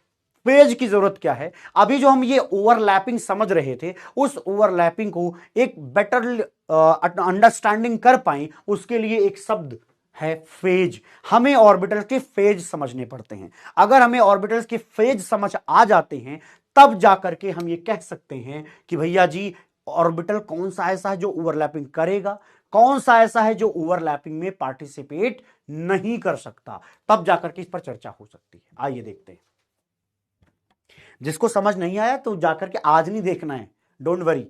15 अगस्त कल है, कल के दिन आप श्रोडिंगर वेव इक्वेशन को अच्छे तरीके से समझ करके आइएगा। कोई जल्दबाजी नहीं है, कोई जल्दबाजी नहीं है। नहीं, पीरियोडिक टेबल का लेक्चर अभी नहीं दूंगा, मैं जानबूझ के नहीं दे रहा हूं, क्योंकि मैं देख रहा हूं पहले आप क्या करिए, जो नोट्स पढ़ाया गया उसको कम से कम 3-4 बार रिवाइज करके उस पर कंट्रोल हासिल करिए। और आज मैं लेकर के आया हूं, आपको होमवर्क देने वाला हूं आपके इससे, आप ये सॉल्व करिए। वो तो मैं दे दूंगा, क्योंकि वो जो मैं पढ़ाने वाला हूं वो थोड़ा सा इंपॉर्टेंट, बहुत इंपॉर्टेंट नहीं है, तो पहले बहुत इंपॉर्टेंट पोर्शन तो मैं पढ़ा दूं, वो तुम्हें तो आ जाए। ठीक है, आइए देख लीजिए। अगर आपने नोट कर लिया है साई ए साई स्क्वायर, कोई बात नहीं, उसको एज इट इज छोड़ दो, थोड़ी सी जगह छोड़कर आगे बढ़ जाओ, जरूरत नहीं थी अभी इसको। ठीक है, आइए बात करते हैं फेज पर। आपने एस ऑर्बिटल का नाम सुना होगा जीवन में, सर अभी तो आपने ही पढ़ाया था। हाँ, तो जो एस ऑर्बिटल है उसमें असाइन किया जाता है कोई एक साइन। ध्यान सुनिएगा, फेज हम कैसे लिखते हैं, पॉजिटिव नेगेटिव, ऐसा कुछ साइन दे करके फेज समझाते हैं। ये साइन है, कृपया ध्यान दें, ये चार्ज नहीं है, SIGN, ये साइन है, ये कोई चार्ज नहीं है, ये सिर्फ रिप्रेजेंटेशन का तरीका है। आगे हम कोई चार्ज बना नहीं रहे, ध्यान से देखिएगा। अरे भैया ये नहीं तो समझ नहीं आता है। फेज क्या होगा, प्लस माइनस से लिखा जाएगा। ये सिर्फ एक साइन है ताकि आपको मैं ओवरलैपिंग समझा सकूं। ठीक है, ये चार्ज नहीं है, प्लस एंड माइनस कोई चार्ज नहीं है, सिर्फ साइन बस है, उसका कोई और खास मतलब नहीं है। हाँ, कल छुट्टी है, कल के दिन आपको जो काम दूंगा वो करके आना, दैट्स इट। कल आजादी का दिन है नालायक, तभी ज्यादा पढ़ना है। देखो, जो एस ऑर्बिटल है उसको आप चाहे पॉजिटिव फेज दीजिए या नेगेटिव फेज दीजिए, लेकिन कोई एक फेज ही दे सकते हैं एस ऑर्बिटल के लिए। ये याद करना है क्यों, कैसे, इसका कॉन्सेप्ट मास्टर्स में पढ़ाया जाता है। मैंने अपनी मास्टर्स के दौरान तब पढ़ी है, तो सोच के देखो तुम्हें क्यों पढ़ाऊंगा और कैसे पढ़ाया जा सकता है। तो ये तुम्हें नहीं जानना, तुम्हें जस्ट इतना जानना है कि भैया प्लस या माइनस में से कुछ दिया जा सकता है। ये स्लैश का मतलब और ही होता है। अच्छा, अगर हम p ऑर्बिटल की बात करें तो शायद आप जानते होंगे कि p ऑर्बिटल कुछ इस तरीके का ही दिखता है। और कितने तरीके के p ऑर्बिटल आपने जीवन में देखे और सुने हैं, कितने तरीके के p ऑर्बिटल देखे और सुने हैं? सर 3 तरीके के p ऑर्बिटल हम जानते हैं, एक होता है px, दूसरा होता है py, अगला होता है pz। px, py, pz, ये 3 मिलते हैं और सबकी शकल सूरत ऐसी होती है, सब में ऐसा कुछ ना कुछ डंबल बन रहा होता है, डंबल बन रहा होता है। तो समझना यहां क्या होता है, देखो 2 कलर से बनाने का मतलब है कि 2 साइन दिए जाएंगे। जैसे मान लो अगर मैं यहां कहूं कि ये ऊपर वाला लोब पॉजिटिव साइन है तो नीचे वाला माइनस होगा, या इसका उल्टा भी कर सकते हो, ऊपर माइनस नीचे प्लस। बस ध्यान ये रखना होता है कि p ऑर्बिटल में एक लोब, एक हिस्से को लोब कहते हैं, LOBE, एक लोब नेगेटिव तो दूसरा लोब पॉजिटिव, ऊपर वाला नेगेटिव तो नीचे वाला पॉजिटिव। ये आपको याद करना है। ठीक है जी, ये आपको क्या करना है, याद करना है। अच्छा जी, अब अगला देखेंगे डी ऑर्बिटल की। अगर मैं बात करूं तो ऐसी शकल, 4 लोब वाला जो शकल है वो कितने लोगों का है देखते हैं।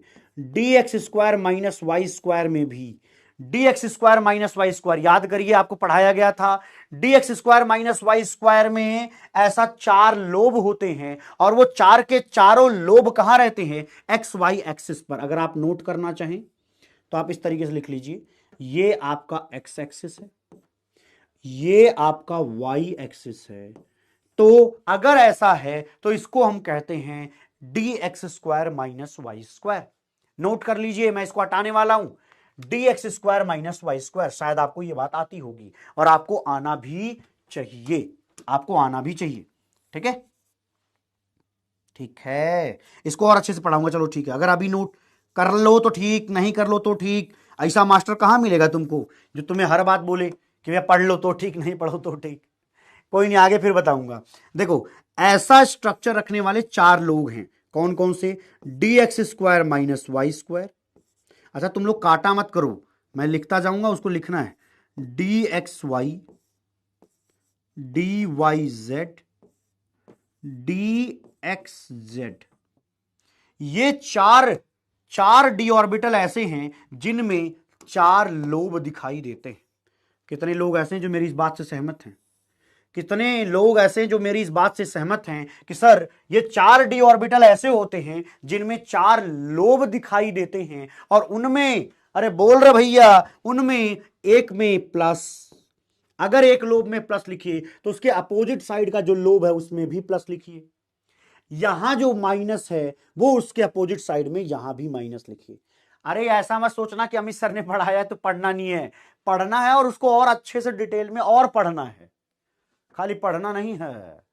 हाँ, अरे बोल रहे भैया आनंद आया क्या, इतनी बात समझ के आनंद आया? क्या बोला मैंने, यहां पर p ऑर्बिटल में क्या है, एक प्लस तो दूसरा माइनस होता है वही में, लेकिन यहां देखो एक प्लस तो उसके सामने वाला प्लस ही होता है, ये वाला माइनस होता है। अब सुनो, अगर प्लस तो ये minus, minus plus minus plus, plus minus plus minus minus plus plus minus, इस तरीके से डी ऑर्बिटल रहता है। अच्छा, अगला देखत हैं, अगला देखत हैं तो हमें मिलत हैं ये नाम इनका होत है डीजेड स्क्वायर। डीजेड स्क्वायर में ये जो जेड एक्सिस है उस जेड एक्सिस के अलोंग आपको ये लोब मिलेगा, ये लोब मिल जाएगा। अरे देख ले भैया, बात समझ में आई। यहां पे भी कैसे करेंगे, इन्हीं वाली बुद्धि यहां भी लगाएंगे। तो जो ये ब्लू कलर का मैंने डी ऑर्बिटल वाला बनाया उस पर मान लीजिए कि मैं प्लस बना देता हूं। क्या करता हूं, मान लो प्लस बना देता हूं, तो यहां पर भी प्लस, यहां पर भी प्लस, ठीक, एक लोब पर प्लस। तो ये जो सर्कुलर डिस्क होती है उस सर्कुलर डिस्क पर आप माइनस बना दीजिए। क्या बना दीजिए, माइनस। अब एक चीज और समझाता हूं, कभी कभी मत सोचना कि ये सर फिक्स है, सर प्लस यही बनेगा क्या, नहीं, आप चाहो तो प्लस यहां बनाओ, प्लस यहां तो सामने प्लस, माइनस यहां तो सामने माइनस, बस इतनी सी छोटी सी कंडीशन है। प्लस के सामने प्लस, माइनस के सामने माइनस, प्लस के सामने प्लस, माइनस, तो पूरा सर्कुलर ही हो जाएगा। जे आनंद और आ रहा सर। डोनट शेप है ना जी, सर्कुलर डिस्क या डोनट शेप, जो भी आप बोलना चाहें एक ही बात होती है, ठीक है। आई होप आपको थोड़ा आनंद आया हो कि सर पुरानी बातें थोड़ा सा ऐसा दिख तो रहा है। आइए और देखते हैं। डी ऑर्बिटल की बात करें तो कोई इस डी ऑर्बिटल का नाम बताएगा जहां पर एक्स और वाई के बीच में और लोब्स हों। सर इसका नाम तो बड़ा याद करना आसान होता है, एक्स और वाई लिख दीजिए, एक्स और वाई। देखो डी एक्स वाई इसका नाम है। डी एक्स वाई में जो ये लोब होते हैं, ये लोब एक्सिस के बीच में आते हैं। देखो एक्सिस के बीच में अगर लोब आते हैं तो इसको डी एक्स वाई लिख दिया। अगर एक्सिस एक्स वाई है, अगर एक्सिस एक्स जेड है तो नाम होगा डी एक्स जेड। और एक परिवार और है, एक नाम और आता है, that is D Y Z. D Y Z, D Y Z, बोलो आएगा क्या। यहां तक में सुपर डुपर क्लियर है सर, सबके नाम मुझे याद हैं, समझता भी हूं मैं। अच्छा यहां देखिए, इसका नाम बताइए। इसमें आप कहेंगे कि देखिए यहां और यहां में अंतर यह है कि यहां लोब एक्सिस के बीच में है, यहां लोब एक्सिस के ऊपर बैठा हुआ है। यहां अगर एक्सिस के ऊपर बैठा तो इसका नाम क्या है, X square minus Y square. X square minus Y square, इसका नाम दिया जाता है X square minus Y square. और इसका तो मैंने अभी बताया था, that is D Z square, D Z square. तो ये बस आपको पता होनी चाहिए, क्योंकि आगे इस पर आधारित मैं बहुत कुछ पढ़ाने वाला हूं। ये बिना आए आप आगे सरदर्द ले लेंगे, इसलिए आपका ये सब आना बड़ा ही जरूरी होता है। चमक गया सर, चमक गया जी। अब आते हैं कुछ ओवरलैप पर चर्चा करेंगे। तीन तरीके की ओवरलैपिंग होती है। पहला है पॉजिटिव ओवरलैप, दूसरा है नेगेटिव ओवरलैप और अगला है जीरो ओवरलैप। जीरो ओवरलैप, बात समझ में आया। अगर ध्यान सुनेंगे, बहुत ही लॉजिकली इजिली खोपड़ियों में उतार दूंगा, ज्यादा सरदर्द परेशानी मत लेना। देखना, पॉजिटिव ओवरलैप का मतलब होता है सेम फेज ओवरलैप। मेरे साथ बोलिए क्या, सेम फेज ओवरलैप। अगर अभी मैं लिखूंगा, इसको तुम लिखना मत प्लीज, है ना। सेम फेज ओवरलैप, मैं क्या बोलूंगा, same phase overlap, overlap, same phase overlap. Overlap का मतलब समझते हो ना, अरे वो जो शुरू में दिखाया था ओवरलैप, मर्ज कर गया था, 1s ऑर्बिटल 1s के अंदर घुस नहीं गया था, थोड़ी सी जगह बन गई थी ओवरलैपिंग वाली, उसी को कहते हैं ओवरलैप। तो सेम फेज ओवरलैप को कहते हैं पॉजिटिव ओवरलैप। जैसे अगर कहीं प्लस फेज है, वो प्लस फेज के साथ ओवरलैप करे, प्लस फेज के साथ ओवरलैप करे, तो this is same phase overlap या सेम साइन ओवरलैप। लेकिन अगर माइनस माइनस के साथ करे तो क्या कहेंगे, तब भी इसको पॉजिटिव ओवरलैप कहेंगे, क्योंकि पॉजिटिव ओवरलैप का मतलब होता है सेम फेज ओवरलैप। और सेम फेज ओवरलैप में चाहे प्लस को प्लस के साथ कराइए, चाहे माइनस को माइनस के साथ कराइए, लेकिन अगर प्लस को माइनस के साथ करा दिया तब वो सेम फेज ओवरलैप नहीं है, तब वो पॉजिटिव ओवरलैप नहीं है। अभी समझना है, अब यहां आओ। नेगेटिव ओवरलैप का मतलब होता है different phase overlap, different phase overlap, ठीक है। डिफरेंट फेज ओवरलैप को अगर आप ऐसे समझिए, प्लस जो है माइनस के साथ ओवरलैप करे, प्लस फेज माइनस फेज के साथ ओवरलैप करे, तो इस ओवरलैप को कहते हैं डिफरेंट फेज ओवरलैप या नेगेटिव ओवरलैप। और जीरो ओवरलैप क्या होता है? जैसे एक तो जीरो ओवरलैप का मतलब है कि ओवरलैपिंग ही ना हो, एक तो ओवरलैपिंग ही ना हो, या अगर ओवरलैपिंग हो तो जितना पॉजिटिव ओवरलैप हो उतना ही नेगेटिव ओवरलैप हो, तो उसको जीरो ओवरलैप में गिना जाता है। अभी रट्टा नहीं मारेंगे, सब के सब अपनी खोपड़ियों को यहां लगाएंगे जो मैंने बताया था। अब देखिए मैं हटा रहा हूं, अब मैं आपके सामने प्रस्तुत करूंगा, समझाऊंगा, ध्यान देना, ठीक। आइए देखते हैं। ऐसे समझना है, तीन हिस्से में नहीं बात पाएंगे आप लोग ऐसे मत लिखना, आप लोग ऐसे लिखो, पॉजिटिव फेज यहां जो बताऊंगा वो ऐसे लिखना, नेगेटिव फेज यहां लिखना, उसके सामने लिखना, क्योंकि इस तरीके से डिवाइड कर दोगे तुम लोग बना नहीं पाओगे, है ना, छोटा छोटा बनाना पड़ जाएगा बहुत। देखना, पॉजिटिव ओवरलैप का मतलब मैंने क्या सिखाया? मैंने सिखाया पॉजिटिव ओवरलैप का मतलब होता है सेम फेज ओवरलैप। अच्छा, सेम फेज ओवरलैप का मतलब समझाएंगे। जैसे देखो, ये जेड एक्सिस है, अब ध्यान से सुनेंगे, एक शब्द आ रहा है इंटर न्यूक्लियर एक्सिस। क्या? Inter nuclear axis. अगर मैं कहूं कि Z is inter nuclear axis, एक बार लिख लीजिए, inter nuclear axis, INA। Delhi में INA एक मेट्रो स्टेशन है, INA। तो अगर मैं कहूं कि जेड एक्सिस एक इंटर न्यूक्लियर एक्सिस है, तो इसका मतलब क्या है? नाम पर थोड़ा गौर फरमाना पड़ेगा। इंटर न्यूक्लियर एक्सिस मतलब दो न्यूक्लियस से पास होता हुआ जाने वाला एक्सिस। इंटर न्यूक्लियर एक्सिस, दो न्यूक्लियस से पास होकर के जाने वाला एक्सिस इंटर न्यूक्लियर एक्सिस कहलाता है। जैसे एग्जांपल के तौर पे ये देखना भैया, एनिमेशन लगा के लाया हूं ना। हाँ, तो ये क्या है? ये पी ऑर्बिटल है, इसको पहचानते हो? कितने लोग हैं जो पहचानते हैं इसको? कौन है ये?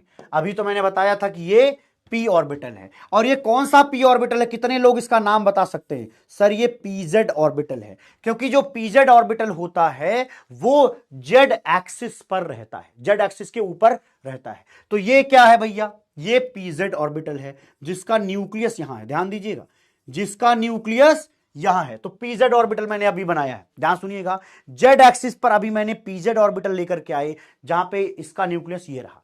अब मैं दूसरा पीजेड लेकर के आ रहा हूं, देखिए दूसरा पीजेड इधर से गया, यहां ओवरलैपिंग हो रही है, ओवरलैपिंग हो रही है। तो ये क्या है? न्यूक्लियस, ये भी न्यूक्लियस है। और ये कौन सा है? ये पीजेड है। कृपया ध्यान दें, इसको हम क्या कहते हैं? पीजेड कहते हैं, पीजेड कहते हैं ना। मैं लिखूंगा यार, छोड़ूंगा नहीं, डोंट वरी। एक तो तुम लोग बड़े जल्दबाजी में रहते हो कि सर मिटा क्यों रहे हो, ऊपर लिख दिया। एक बार पहचानेंगे, दोबारा सुनेंगे, दोबारा सुनेंगे क्या बोला मैंने। ये मैंने एक इंटर न्यूक्लियर एक्सिस ली है, इस इंटर न्यूक्लियर एक्सिस पर मैं पीजेड बनाने वाला हूं। पीजेड बनाने का मतलब क्या है? एक पी ऑर्बिटल बनाऊंगा जहां पर एक प्लस फेज है, एक माइनस फेज है, ठीक। प्लस फेज को ग्रीन से और इसको मैं नेगेटिव से दिखा रहा हूं, नेगेटिव को उस वाले कलर से दिखा रहा हूं। इधर से मैं पी को बनवाऊं तो देखना क्या होगा, तो ये पॉजिटिव फेज ओवरलैप कर रहे हैं, प्लस प्लस के साथ ओवरलैप करे तो उसको नाम दिया जाता है सेम फेज ओवरलैप, और इस सेम फेज ओवरलैप को ही पॉजिटिव ओवरलैप कहते हैं। बहुत सिंपल बातें, कृपया इसको धीरे धीरे समझते चलें, ठीक है। प्लस को प्लस के साथ, ठीक। अच्छा, अगली बात देखें, फिर से मैंने inter nuclear axis Z axis ले लिया है, inter nuclear axis Z axis ले लिया है। यहां पर देखें, अच्छा, inter nuclear axis Z axis का मतलब क्या हुआ? यहां पर इसका मतलब क्या था? देखना, ये जो दो ऑर्बिटल हैं, दोनों के ऑर्बिटल का जो ये न्यूक्लियस है, ये जो न्यूक्लियर पार्ट है, वो एक एक्सिस पर है, इस एक्सिस पर है, या ऐसे कहो ये एक्सिस इन दोनों एटम के न्यूक्लियस से पास हो रही है। अरे भैया, ये ऑर्बिटल जो है किसी एटम का होगा, ये ऑर्बिटल जो है किसी एटम का होगा, तो दोनों एटम के जो न्यूक्लियस हैं उससे पास होने वाली एक्सिस इंटर न्यूक्लियर एक्सिस कहलाती है। अरे जे बात समझ में आई का? जे बात समझ में आई का जी? हाँ, अब देखना अगला, अगला देखेंगे तो और आनंद आएगा। देखना क्या है, फिर मैंने इंटर न्यूक्लियर एक्सिस जेड ले लिया है। दोबारा सुनिएगा, सारा ध्यान यहां रखेंगे। क्या बोला मैंने, फिर से मैंने इनकी तरह ऊपर की तरह एक एटम लिया, उस एटम का पीजेड ऑर्बिटल ले लिया। पीजेड में एक तरफ प्लस एक तरफ माइनस। अब सुनना क्या हुआ, इस पीजेड को मैं एस ऑर्बिटल के साथ ओवरलैप करा रहा हूं और एस ऑर्बिटल का फेज मैंने पॉजिटिव लिया है। ये लिया है मैंने, तो अब बस तुम्हें यह बताना है कि एस ऑर्बिटल में जो पॉजिटिव फेज है, पी का जो ये वाला पॉजिटिव है, ये दोनों मिलकर क्या पॉजिटिव ओवरलैप कहलाएंगे? क्या ये पॉजिटिव ओवरलैप कहलाएंगे? कितने लोग बता सकते हैं कि हां सर ये पॉजिटिव कहलाएंगे, क्योंकि एस पर भी पॉजिटिव है और यहां पी पर भी पॉजिटिव है। अरे बोल रहे भाई, बोल रहे भैया, कितनों को ये बात समझ में आ रही है? बोल भाई। आज कोई पोल नहीं है, अगले दिन फिर पोल कराऊंगा, आज नहीं है, ठीक है? आइए समझ में बात सर आ रही है। हाँ, अगला देखेंगे। फिर मैंने एक इंटर न्यूक्लियर एक्सिस जेड लिया, इंटर न्यूक्लियर एक्सिस जेड। हमने इंटर न्यूक्लियर एक्सिस जेड लिया, ध्यान से सुनिएगा, इंटर न्यूक्लियर एक्सिस हमने जेड लिया। अब इसको अगर बड़ा ध्यान से सोचें तो आपको समझ में आएगा। इस इंटर न्यूक्लियर एक्सिस जेड पर मैंने एक ऑर्बिटल लिया जो कि जेड के परपेंडिकुलर है। कितने ऑर्बिटल तुम जानते हो पी के, जो कि जेड एक्सिस के परपेंडिकुलर है? सर कोई भी हो सकता है सर ये पी एक्स हो सकता है सर ये पी वाई हो, इनमें से कुछ भी हो सकता है, क्योंकि आपको पता है कि जेड एक्सिस के परपेंडिकुलर वाई एक्सिस होती है, जेड एक्सिस के परपेंडिकुलर एक्स एक्सिस होती है। तो ये जो पी ऑर्बिटल है, या तो ये पी एक्स होगा या तो ये पी वाई होगा, दोनों में से कुछ भी हो सकता है। अभी मैं कोई एक मान के चल रहा हूं, दैट इज मान लीजिए पी एक्स। आप दोनों लिख लीजिए, गलत नहीं है, लेकिन मैं अपने सहूलियत के लिए, ताकि अच्छे से समझ में आपको आ पाए, इसलिए कोई एक मान करके चल रहा हूं। अच्छा, अब जो आपके जेड एक्सिस, आपको समझ में आ रहा होगा कि अब जेड एक्सिस का क्या मतलब होता है। यहां Z axis inter nuclear axis है, मतलब ये एटम का कोई एक एटम है ए, जिसका पी एक्स ऑर्बिटल हमने लिया है। अगला देखिए, हमने ये दूसरा भी उसी का पी एक्स ऑर्बिटल ले लिया। तो दोनों, इसका मतलब क्या है, ये जेड एक्सिस है और ये भी जेड एक्सिस है। जेड एक्सिस पर दो पी ऑर्बिटल मौजूद हैं, जेड एक्सिस पर दो पी ऑर्बिटल मौजूद हैं, तो उनके आपस में इस तरीके की ओवरलैपिंग पॉसिबल है, इस तरीके की ओवरलैपिंग पॉसिबल है। मैं तुमसे पूछूं कि ये जो ओवरलैपिंग है, क्या ये पॉजिटिव ओवरलैप है? आप कहेंगे हां सर। क्यों? क्योंकि प्लस प्लस के साथ मिल रहा है, मतलब same phase overlap, minus minus के साथ मिल रहा है, मतलब सेम फेज ओवरलैप, मतलब सेम फेज ओवरलैप। आप समझ नहीं रहे हो हैं? मतलब समझा नहीं मैं, क्या नहीं समझ रहा मैं? अरे आप समझ रहे हो कि नहीं, ये बताओ। ये पॉजिटिव ओवरलैप के तीनों एग्जाम्पल आपकी खोपड़ियों में हूबहू गए हैं कि नहीं? पहले इसको बना लीजिए और इसको लिख लीजिए, ठीक, कि हाँ सर ये पॉजिटिव ओवरलैप समझ में आ गया। चलिए बताइए पहले।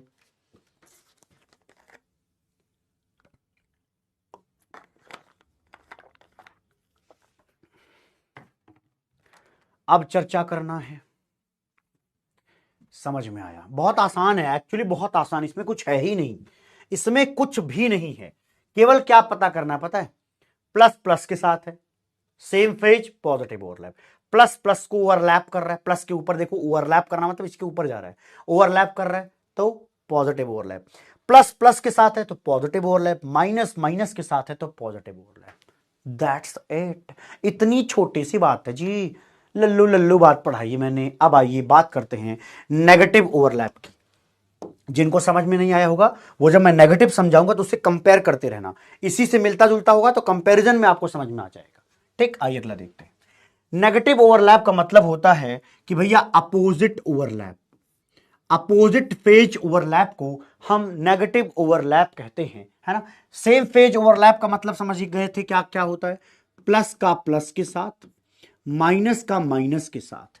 नेगेटिव फेज ओवरलैप का मतलब है प्लस का माइनस के साथ ओवरलैप को हम नेगेटिव फेज ओवरलैप कहते हैं। किसी को समस्या नहीं होनी चाहिए जी, हाँ समझ में आना सबकी जिम्मेदारी है। ऐसा नहीं खाली मास्टर की जिम्मेदारी है वो पढ़ाए और तुम हुआ कथा सुन लो खाली, ऐसा नहीं करना है, समझे। आइए अगला देखते हैं, फ्रॉम 1.0। शुक्रिया, आइए पढ़ते हैं। अब अगर हम यहां देखें कि ये कोई जेड एक्सिस है, ये क्या है, ये इंटरन्यूक्लियर जेड एक्सिस है, इंटरन्यूक्लियर एक्सिस है, ये इंटरन्यूक्लियर एक्सिस है, और इस इंटरन्यूक्लियर एक्सिस पर मैंने एक ऑर्बिटल लिया, पी ऑर्बिटल, तो जेड एक्सिस पर कौन सा ऑर्बिटल होगा सर, आपने पहले ही बता दिया था, पीजेड होगा। अच्छा, एक दूसरा मैंने लिया, ये भी मैंने पीजेड लिया, लेकिन देखना हे नालायक प्राणियों, यहां बताइए एक प्लस इस माइनस के साथ ओवरलैप करे, अरे प्लस माइनस के साथ ओवरलैप करे तो क्या कहलाएगा, पॉजिटिव ओवरलैप। अरे ये पॉजिटिव ओवरलैप नहीं होगा रघुराई, नेगेटिव ओवरलैप हो जाएगा, ये क्या होगा, नेगेटिव ओवरलैप हो जाएगा। सर समझ में आ रहा है इसमें क्या ही खेल है, प्लस को आप माइनस के साथ, खेल ये है कि आप ये समझे कि इंटरन्यूक्लियर एक्सिस क्या होता है, पीजेड क्या होता है, दोनों को ओवरलैप कैसे कराते हैं, और इसके बाद साइन कैसे, ओवरलैप का मतलब क्या होता है sir, negative overlap, that's it. अब देखो कितना आसान है, ये देखो प्लस को प्लस के साथ मिलाया पॉजिटिव, प्लस को माइनस के साथ मिलाया नेगेटिव ओवरलैप है। कौन है जी जो समझ नहीं पा रहा है, हाँ, नेगेटिव को नेगेटिव के साथ ओवरलैप कराएंगे तो मल्टीप्लाई कर लो, नेगेटिव नेगेटिव मल्टीप्लाई पॉजिटिव हो गया। ठीक है जी, आइए अगला देखते हैं। अगला है कुछ इसी तरीके का, ये मैंने क्या बनाया, आपको सोचना है जेड एक्सिस पर कौन सा ऑर्बिटल है ये, सर ये तो पीजेड होगा ऑब्वियसली, कोई और हो ही नहीं सकता। अब अगर मैं इस पर एस ऑर्बिटल ला दूं, तो एस ऑर्बिटल को अगर मैं पॉजिटिव बना करके ले आऊं पॉजिटिव फेज में, तो पॉजिटिव माइनस मिलकर के क्या हो जाएंगे, प्लस माइनस नेगेटिव ओवरलैप हो जाएगा। सर ये तो बड़ा आसान नहीं है, इमा है का जी, कुछ नहीं है इसमें। हाँ, अगर जेड इंटरन्यूक्लियर एक्सिस है, मैं कहूं कि ये जो मैंने बनाया, ये पी एक्स ले लो चाहे पी वाई, कुछ भी मान लो आप, चाहे पी एक्स मानो चाहे पी वाई, जैसे मैंने यहां पी एक्स माना है ऐसा मैं यहां पे पी एक्स भी मान सकता हूं, पी वाई भी, क्योंकि जेड एक्सिस के परपेंडिकुलर वाई एक्सिस होगी, है ना। तो ये एक हो गया। दूसरा देखिए, ये मैंने पी वाई लिया, लेकिन ओवरलैप देखो, इसका प्लस इसके माइनस के साथ, इसका माइनस इसके प्लस के साथ ओवरलैप कर रहा है। क्या बोला मैंने, प्लस माइनस के साथ माइनस प्लस के साथ ओवरलैप कर रहा है, तो निश्चित रूप से इस तरीके की ओवरलैप को आप नेगेटिव ओवरलैप कहेंगे। अरे भैया plus minus negative, minus plus negative, दोनों जगह नेगेटिव ओवरलैप ही हो रहा है ओवरऑल। सर समझ में आ रहा है, लग तो रहा है कुछ ऐसा, दिमाग में भ्रम भ्रम हुआ है, कुछ तो आ रहा है मुझे सर। आइए अगला देखते हैं, जीरो ओवरलैप क्या होता है वो समझते हैं। जीरो ओवरलैप समझना क्या होता है, देखो ये जेड एक्सिस के परपेंडिकुलर, मान लीजिए मैंने इसको px घोषित कर दिया कि ये px है, px में मैं s ऑर्बिटल को ओवरलैप करवाने जा रहा हूं, मैं s ऑर्बिटल को ओवरलैप करवाने जा रहा हूं, लेकिन आप इसको देख के बताइए कि ये जीरो ओवरलैप है कि माइनस वाला है, नेगेटिव वाला है, प्लस है या माइनस। कितने बुद्धिमान लोग ऐसे हैं जो ये बात अभी अभी की डेट में बता सकते हैं, सर हम बता देंगे। देखिए यहां सर प्लस वाला प्लस के साथ ओवरलैप करेगा, तो ये जो रीजन बनेगा ये तो सर मेरे को पॉजिटिव ओवरलैप की याद दिला रहा है, ये मुझे पॉजिटिव ओवरलैप की सर याद दिला रहा है। लेकिन वहीं सर अगर मैं नीचे की बात करूं तो माइनस वाला प्लस के साथ रिश्तेदारी में करने गया, मींस दैट ये नेगेटिव ओवरलैप की याद दिला रहा है। सर ये नीचे वाला मुझे नेगेटिव ओवरलैप की याद दिला रहा है, ये नीचे वाला नेगेटिव ओवरलैप की याद दिला रहा है। अरे जब एक ही ओवरलैपिंग में पॉजिटिव ओवरलैप भी है, नेगेटिव ओवरलैप भी है, इसका मतलब कौनो ओवरलैप नहीं है, ओवरऑल खत्म, जीरो ओवरलैप है। तो शून्य बटे सन्नाटा ओवरलैप बोलते हैं इसको, क्या कहते हैं जी, शून्य बटे सन्नाटा। अरे ये रेड वाला तो हम कह देते हैं कि पॉजिटिव ओवरलैप है,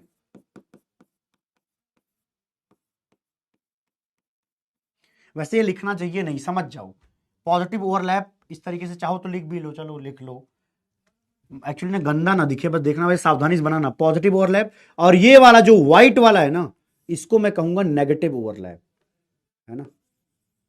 और एक ही जगह अगर पॉजिटिव नेगेटिव दोनों हो गया, इसका मतलब खत्म है, क्योंकि क्वांटिटी तो सेम ही है, ओवरलैपिंग क्वांटिटी तो सेम ही है, तो इसलिए यहां पर जीरो ओवरलैप बोला जाता है। अरे बोल रहे भैया आनंद आया क्या, अरे बोल रहे भैया आनंद आया क्या, सर आ चुका है। अगला देखें, शून्य बटे सन्नाटा के बाद अगली चीज ये है, जेड एक्सिस के परपेंडिकुलर मैंने देखा वो पी एक्स है सर।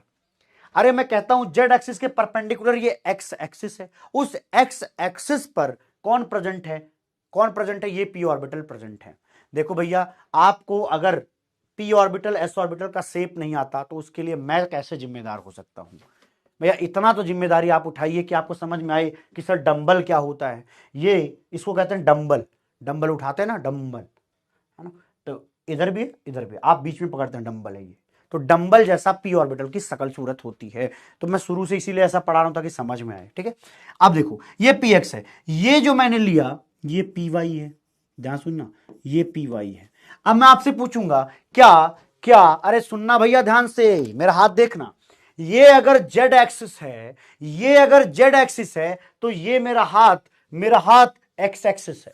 अगर ये जेड एक्सिस है तो मेरा ये हाथ एक्स एक्सिस है, और मेरा ये वाला हाथ जो ये वाला है वो कैसा है, वाई एक्सिस है। क्या कभी अंबर पर से पानी बरसता है, वो कौन सा गाना है पता नहीं, मेरे को आता नहीं है वो, सुनना दोबारा, वो कहां से दिमाग वहां चला गया। यहां सुनेंगे कि यहां पर प्रेजेंट है पी एक्स, इस पर प्रेजेंट है पी वाई। अरे क्या कभी इनकी भेंट मुलाकात होगी, क्या कभी ये ओवरलैप कर पाएंगे? अरे ना तो ये सामने सामने से ओवरलैप कर रहे हैं, ऐसा ऐसा ऐसा या ऐसा, ना तो ये ऐसा ओवरलैप कर रहे हैं जैसा ये और ये कर रहे हैं। इनमें से कौनो ओवरलैपिंग अगर नहीं हो रही है, इसका मतलब इनकी कभी भेंट मुलाकात मिल ही नहीं सकते। अरे बोलो भैया, बात समझ में आई का? क्या कभी अंबर से, इसके आगे क्या है, क्या कभी अंबर से पता नहीं क्या बरसता है, I don't know, I don't know. अगर इनके बीच में ओवरलैपिंग नहीं है तो मतलब जीरो ओवरलैपिंग। कितना आसान था, आसान था सर, आसान। अरे ये कहां से छूट गया? अरे इसको थोड़ा इग्नोर करना, है ना। लिखिए next one is sigma bond, note करिए, नोट करिए, हेडिंग डालिए sigma bond, sigma bond, sigma bond note करिए। सर नोट हो गया, सिग्मा बॉन्ड क्या होता है बताइए तो सही, तब तो समझेंगे जी। हाँ, सिग्मा बॉन्ड के आगे लिखिए overlapping along the molecular axis, लिखिए सिग्मा बॉन्ड इज फॉर्म्ड, लिखना है ये, सिग्मा बॉन्ड लिखो, इसके बाद लिखो overlap, sigma bond is formed by the overlapping along the molecular axis, along the molecular axis. दोबारा नोट करेंगे, लिखिए सिग्मा बॉन्ड, नोट कर लिया, लिखिए भैया, लिखिए sigma bond is formed by overlapping along with molecular orbital. Sir यहां तक की बात ठीक लग रही है, लिख लिया मैंने, लेकिन समझाइए ही क्या कहना चाहते हैं आप। अरे आप कर चुके हैं, बस मैं एक नया नाम दूंगा, पढ़ चुके हैं लेकिन आपको एक नामकरण देना है बस। नामकरण कैसे देंगे, देखो ये मैंने मान लीजिए कि ये जेड एक्सिस लिया, इसको मैं कह रहा हूं ये जेड एक्सिस है, ये जेड एक्सिस है, जेड एक्सिस पर प्रेजेंट है एक P orbital that is P Z. क्या प्रेजेंट है, जेड एक्सिस पर एक पी ऑर्बिटल प्रेजेंट है एक एटम में जो कि है पीजेड। अच्छा, एक एटम था, दूसरा एटम जब यहां पे ओवरलैप करने आया तो सेम बिहेवियर, सेम पैटर्न, वहां पर भी अपना वो पीजेड लेकर के आया। पीजेड है, इसका मतलब क्या है, ये जेड एक्सिस ये भी है, इसका मतलब ये भी जेड एक्सिस है। अब देखना ध्यान से, यहां भी जेड एक्सिस है, यहां भी जेड एक्सिस है, इसका मतलब है एक एटम दूसरे एटम का जो न्यूक्लियस है वो दोनों न्यूक्लियस जेड एक्सिस पर मौजूद हैं। अरे भैया इसी लाइन को आगे खींच दो, जेड एक्सिस ऐसा ही हो जाएगा, तो मतलब जेड एक्सिस पर दोनों न्यूक्लियस प्रेजेंट हैं। इस समय जेड क्या है, इंटर न्यूक्लियर एक्सिस है, इसको कहते हैं इंटर न्यूक्लियर एक्सिस या इसको कहते हैं मॉलिक्यूलर एक्सिस, है ना। इस समय ये क्या है, इस समय इसी को मॉलिक्यूलर एक्सिस कहते हैं, ठीक। जब ये एक दूसरे से ऐसे आकर के ओवरलैप करें, यहां देखना, मेरा हाथ देखना, मेरा हाथ देखना, ये वाला जो है, मान लो मेरा हाथ ये है पीजेड, ये वाला दूसरा पीजेड, और जब ये दोनों जेड एक्सिस के अलोंग, इस जेड एक्सिस के अलोंग ऐसे ओवरलैप करें, तो जेड एक्सिस के अलोंग इस ओवरलैपिंग को सिग्मा बॉन्ड फॉर्मेशन कहते हैं। मतलब इस ओवरलैपिंग से सिग्मा बॉन्ड का फॉर्मेशन होता है, इसको कहते हैं हेड टू हेड ओवरलैपिंग या हेड ऑन ओवरलैपिंग। कई शब्द होते हैं, लिख देता हूं मैं, इसको क्या कहते हैं, HEAD, head on overlapping, head on overlapping या head to head overlapping, head to head, head to head overlapping, है ना। ये जो ओवरलैपिंग आप देख रहे हो कि हेड टू हेड है, इसकी खोपड़ी इसकी इस खोपड़ी के साथ ओवरलैप करने जा रही है, ठीक है जी। अच्छा, टेल टू टेल नहीं कह सकते, नहीं यार, केमिस्ट्री में जो भाषा यूज की जाती है वही ना बताऊंगा, कुछ भी मन में आएगा वो थोड़ी ना बोल सकता हूं, ठीक है। तो देखिए दोनों के लिए ये जेड एक्सिस है, यही मॉलिक्यूलर एक्सिस है। मॉलिक्यूलर एक्सिस का मतलब अब मॉलिक्यूल के अंदर जो एक्सिस प्रेजेंट हो रही है, जिस पर ये ओवरलैपिंग हो रही है, उसको मॉलिक्यूलर एक्सिस कहते हैं, ऐसा समझ लो, ठीक है। वैसे मॉलिक्यूलर एक्सिस का मतलब होता है जो मॉलिक्यूल को चीरते हुए निकल जाए, उसको कहते हैं मॉलिक्यूलर एक्सिस। जो मॉलिक्यूल से पास हो रही हो उसको कहते हैं मॉलिक्यूलर एक्सिस, ठीक। अब समझना कैसे है, देखना, ये आपका ये वाला पीजेड, ये देखिए ये दूसरा वाला पीजेड, ये दोनों आपस में ओवरलैप करके ये ओवरलैपिंग रीजन देखिए दिखा रहे हैं। समझ बात आ रही है। तो यहां पर जो ओवरलैपिंग हो रही है ये हेड टू हेड ओवरलैप है, इस वजह से इसको कहते हैं कि इस बॉन्ड से हमें सिग्मा बॉन्ड मिलता है। दोबारा सुन लीजिए, मैंने कहा था कि अगर मॉलिक्यूलर एक्सिस पर हेड टू हेड ओवरलैप हो रहा होगा तो सिग्मा बॉन्ड का फॉर्मेशन होगा, तो यहां पर सिग्मा बॉन्ड का फॉर्मेशन मिल रहा है। अगली एक चीज जाननी है, दैट इज पाई बॉन्ड। तो पाई बॉन्ड के लिए लिख लीजिए कि यहां पर ओवरलैपिंग होती है परपेंडिकुलर, ये लिखा है परपेंडिकुलर टू मॉलिक्यूलर एक्सिस। अब जो मॉलिक्यूलर एक्सिस होगा उस मॉलिक्यूलर एक्सिस के अगर परपेंडिकुलर दो लोग इस तरीके से मुलाकात करें, भेंट करें, ओवरलैप करें, तो उसको कहते हैं कि उसके थ्रू पाई बॉन्ड का जन्म होता है। हेड टू हेड की वजह से क्या होता है, सिग्मा बॉन्ड, और इस तरीके से ओवरलैप से पाई बॉन्ड का फॉर्मेशन होता है। आइए देखते हैं। बड़ा कम पढ़ा पाया भैया मैं आज तो थोड़ा ज्यादा पढ़ाना चाहिए था मुझे। नहीं अभी बहुत टाइम है, अभी मैं 10-15 मिनट रोज एक्स्ट्रा पढ़ाऊंगा, ठीक है। यहां पे देखो, आपको जो कहना है कहकर निकल जाइए, कोई दिक्कत नहीं है, क्योंकि हमारी ये बात आप भी नहीं सुन रहे हैं आजकल, ठीक है। ये मैंने क्या लिया है, ये मैं ले रहा हूं कि जेड एक्सिस पर है, जेड एक्सिस के परपेंडिकुलर। तो मान लीजिए मैंने ले लिया ये पी एक्स, ये भी मैं ले लेता हूं पी एक्स। ध्यान सुनिएगा, ये मैंने क्या लिया, पी एक्स और पी एक्स। अब ये दोनों देखना, ये वाला मैंने वहां बनाया, ये वाला वहां मैंने बनाया, ये लाइन मैंने जो पास करी, this is molecular axis, this is molecular axis, क्योंकि ये एक्सिस मॉलिक्यूल को पार करते हुए जा रही है, बीच से पास करते हुए जा रही है। और इस समय अगर मैं कहूं कि ये जेड एक्सिस है, ये भी जेड एक्सिस है, डॉट लाइन, तो यहां पर मॉलिक्यूलर एक्सिस जेड है, जिसके परपेंडिकुलर आपको px और px नजर आ रही हैं, ठीक है जी। तो हो क्या रहा है, एक px ऑर्बिटल दूसरे px ऑर्बिटल के साथ ऐसे ओवरलैप करता है, ऐसे ओवरलैप करता है, ये वाला इसके साथ, ये वाला इसके साथ ओवरलैप करता है, और इस तरीके की ओवरलैपिंग से हम कहते हैं पाई बॉन्ड का फॉर्मेशन होता है। सर यहां तो लिखा है overlapping perpendicular to molecular axis, हे नालायक, ये मॉलिक्यूलर एक्सिस ही तो है। मॉलिक्यूलर एक्सिस के परपेंडिकुलर मतलब ये मॉलिक्यूलर एक्सिस के परपेंडिकुलर ओवरलैप, मॉलिक्यूलर एक्सिस ये, उसके परपेंडिकुलर अगर ओवरलैप होगा तो that overlap is known as molecular axis. देखिए, अरे देख रहे भैया, इसमें बनाने में बड़ी मेहनत लगी है मुझको। कहा कि भैया ये इसके साथ ओवरलैप कर रहा है, ये इसके साथ ओवरलैप कर रहा है, तो इस तरीके की ओवरलैपिंग को हम कहते हैं कि ये जो ओवरलैपिंग हुई है वो मेरे मॉलिक्यूलर एक्सिस के परपेंडिकुलर ओवरलैप हो रही है। इस वजह से इस तरीके से पाई बॉन्ड का फॉर्मेशन होता है। क्या होता है, पाई बॉन्ड का फॉर्मेशन होता है। मुझे लगता है ये बात समझ में आनी चाहिए आपको, बहुत लॉजिकल है, बहुत ही बुद्धि से समझने की बात करी गई है, कुछ रटना मत भैया, नहीं तो दुख तकलीफ समस्या तो आनी ही है। बहुत क्लियर बता रहा हूं, रटोगे तो कुछ समझ में नहीं आएगा। अब बात आती है कि सिग्मा बॉन्ड ज्यादा स्ट्रेंथफुल है कि पाई बॉन्ड ज्यादा स्ट्रेंथफुल है। ज्यादा स्ट्रेंथ कहां पर है, तो देखें भैया, सिग्मा के अंदर क्या है, सिग्मा के अंदर यहां देखना, ये न्यूक्लियस होता है, ये न्यूक्लियस होता है, और दो न्यूक्लियस के बीच में इलेक्ट्रॉन डेंसिटी क्या हो रही है, बढ़ रही है।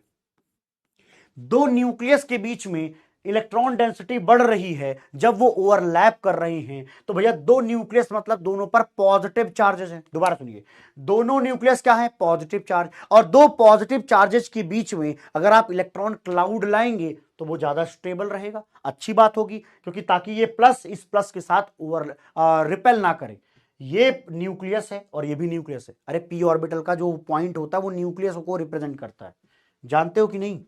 ये वाला पॉइंट जो दिख रहा है ये न्यूक्लियस को रिप्रेजेंट करता है, ये पॉइंट न्यूक्लियस को रिप्रेजेंट करता है। तो दो न्यूक्लियाई के बीच में इलेक्ट्रॉन डेंसिटी कहां बढ़ती है? सिग्मा के अंदर बढ़ती है। तो ये इलेक्ट्रॉन डेंसिटी अगर दो पॉजिटिव चार्जेस के बीच में आएगी तो वो ज्यादा स्टेबल फील करेगी, ज्यादा स्टेबल होगी तो वो स्ट्रेंथफुल होगा। मींस दैट सिग्मा बॉन्ड जो है ज्यादा स्ट्रेंथफुल है with respect to pi bond. Sir आपने पाई बॉन्ड से कंपैरिजन ही नहीं किया, आपको कैसे पता चल गया? वो मैं बता देता हूं। देखो जब पाई बॉन्ड का फॉर्मेशन होता है तो इलेक्ट्रॉन डेंसिटी देखो दोनों न्यूक्लियाई के बीच में यहां नहीं आती, देख ले भैया, यहां पर इलेक्ट्रॉन डेंसिटी पाई के अंदर नहीं आ रही है, अरे वो ऊपर से ओवरलैप कर रहा है, वो नीचे से ऐसा ओवरलैप कर रहा है जी, पाई में ऐसा ओवरलैप हो रहा है।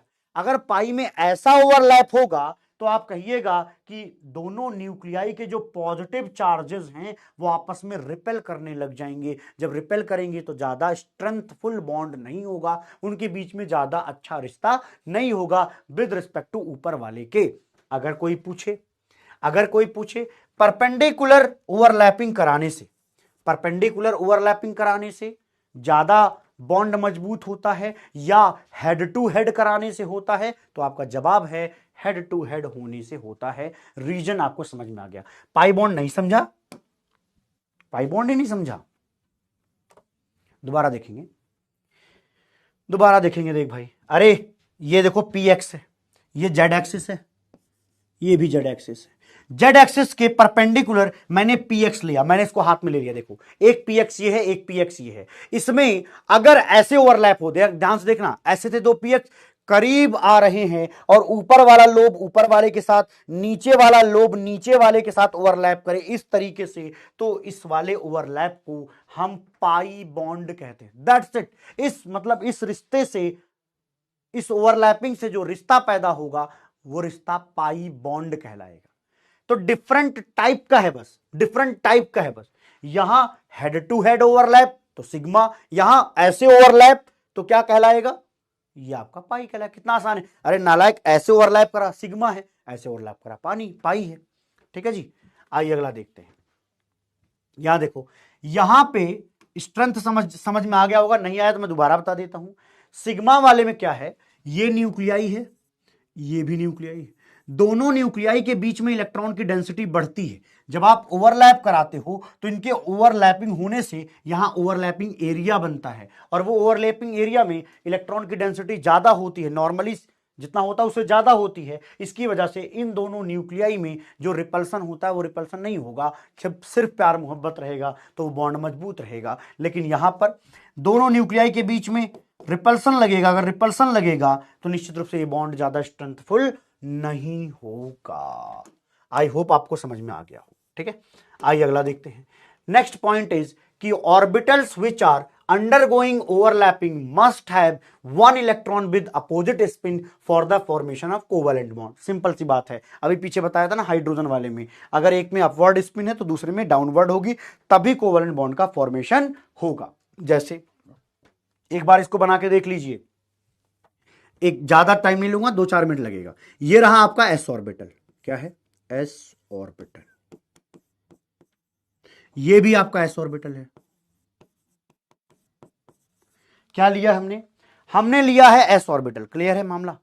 दो एस ऑर्बिटल हैं, दो एस ऑर्बिटल जब आपस में ओवरलैप करेंगे तो देखिए भैया कैसे करेंगे। अब भैया दो गेंद है, ये दो गेंद की तरह है, दो गेंद को ओवरलैप करा दो। अगर आप ओवरलैप कराओगे तो वैसे तो कोई इसमें एक्सिस एंगल ज्यादा देखने की जरूरत है नहीं, क्योंकि गेंद तो भैया गेंद को इधर से भी ओवरलैप करा सकते हैं ऊपर से, क्योंकि हर तरफ से वो सिमेट्रिकल होता है। ठीक है, तो इससे बनता है सिग्मा बॉन्ड। क्या बनता है? Sigma bond. अच्छा तुम्हें चलो एक चीज और बताता हूं, पीछे जाके एक चीज देखना। जब एक ऑर्बिटल का एक लोब दूसरे ऑर्बिटल का ये दूसरा वाला लोब आपस में ओवरलैप करते हैं, एक एक लोब ओवरलैप करते हैं, तो उससे सिग्मा बॉन्ड का फॉर्मेशन होता है। वन लोब समझना, एक ऑर्बिटल का एक लोब दूसरे ऑर्बिटल के इस एक लोब के साथ जब ओवरलैपिंग करेगा तो सिग्मा बॉन्ड का फॉर्मेशन होगा। लेकिन लेकिन लेकिन अरे यहां पाई बॉन्ड में देखो नजारे ही अलग हैं। पाई बॉन्ड में देखो नजारे ही अलग हैं। क्या अलग हैं कि भैया एक पी ऑर्बिटल का ये ऊपर वाला हिस्सा भी ओवरलैप करता है, नीचे वाला हिस्सा भी ओवरलैप करता है। मतलब पाई बॉन्ड में टू लोब ओवरलैपिंग होती है, बल्कि लोब्स लिख सकते हो। तो पाई बॉन्ड में क्या है, दो लोब होते हैं और दोनों के दोनों ओवरलैप करते हैं तो पाई बॉन्ड बनता है। एक लोब ओवरलैप करता है तो सिग्मा बॉन्ड बनता है। यही कहानी यहां पर भी है, यही कहानी यहां पर भी है। आगे अब तुम्हें आसान लगेगा। हे मनुष्य चंद सेकंड रुकिए, काम हो चुका है। चंद सेकंड कह रहा हूं, सेकंड देखते हैं, है ना। यहां देखो एक लोब दो लोब मिल रहे हैं, लेकिन एक ऑर्बिटल का एक लोब, इधर भी एक ही लोब होता है, आपस में मिले तो सिग्मा। कितना आसान है समझो। यहां देखो, यहां पर मैं पी ऑर्बिटल को, है ना, मान लीजिए ये मैंने पी जेड ले लिया, तो ये जेड एक्सिस पर ही मैं एस ऑर्बिटल को ओवरलैप करा दूं। ये मैं पढ़ा चुका हूं तुम्हें नालायक, बस तुम्हें नाम बताना बाकी है। यहां देखो, यहां मैं क्या कह रहा हूं, अरे जेड एक्सिस ये भी है, ये भी मैं जो बना रहा हूं जेड एक्सिस है, तो जेड एक्सिस के अलोंग ये वाला पी ऑर्बिटल ये वाले एस ऑर्बिटल के साथ ओवरलैप करेगा। तो यहां पर क्या हो रहा है, अरे भैया पी का एक लोब, एस का तो एक ही लोब होता है, ये दोनों आपस में एक लोब 1:1 की जब ओवरलैपिंग है तो सिग्मा बॉन्ड का फॉर्मेशन होता है। तो हम कहते हैं यहां पर बनता है जी सिग्मा बॉन्ड। आपको ये निकालना है कब सिग्मा कब पाई, दैट्स इट। आगे कल आओगे ना तो और समझाऊंगा, कल आओगे तो और समझाऊंगा। आइए ये बताइए, इसमें भी सेम है, इसमें कोई दर्द तो है नहीं। पीजेड ये दोनों पीजेड आपस में ओवरलैप करेंगे तो देखिए पी का एक लोब, इस वाले पी का भी एक लोब, मतलब यहां पर सिग्मा बॉन्ड का फॉर्मेशन हो रहा है। क्लियर है, सिग्मा बॉन्ड का फॉर्मेशन हो रहा है। एक्सटेंट ऑफ ओवरलैपिंग की बात मैं कल बताता हूं, चलो ठीक है। अब डेल्टा बॉन्ड तो भैया मैं कल बताऊंगा, ठीक है जी। डेल्टा बॉन्ड आज बताऊंगा तुम पागल हो जाओगे। तो यार जो होमवर्क लेके आया था वो तो तुम कर नहीं पाओगे, क्योंकि होमवर्क मैंने थोड़ा आगे का लिया है। अब आपको कुछ होमवर्क दे रहा हूं, वो करके आइए।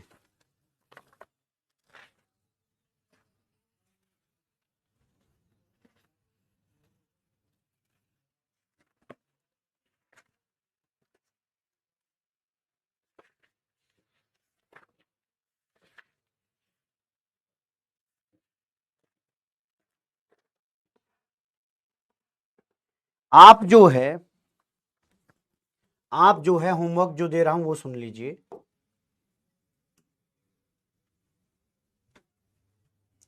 वैसे सही बात है यार, कल तो नालायकों छुट्टी, यार थोड़ा पढ़ लेते तुम लोग।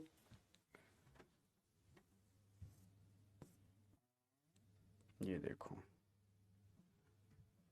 ये यार डिलीट करना पड़ेगा ये। हाँ,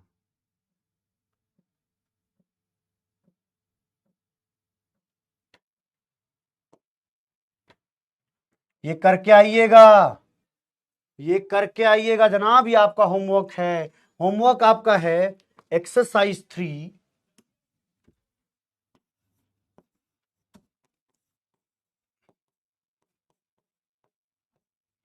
पीरियोडिक टेबल में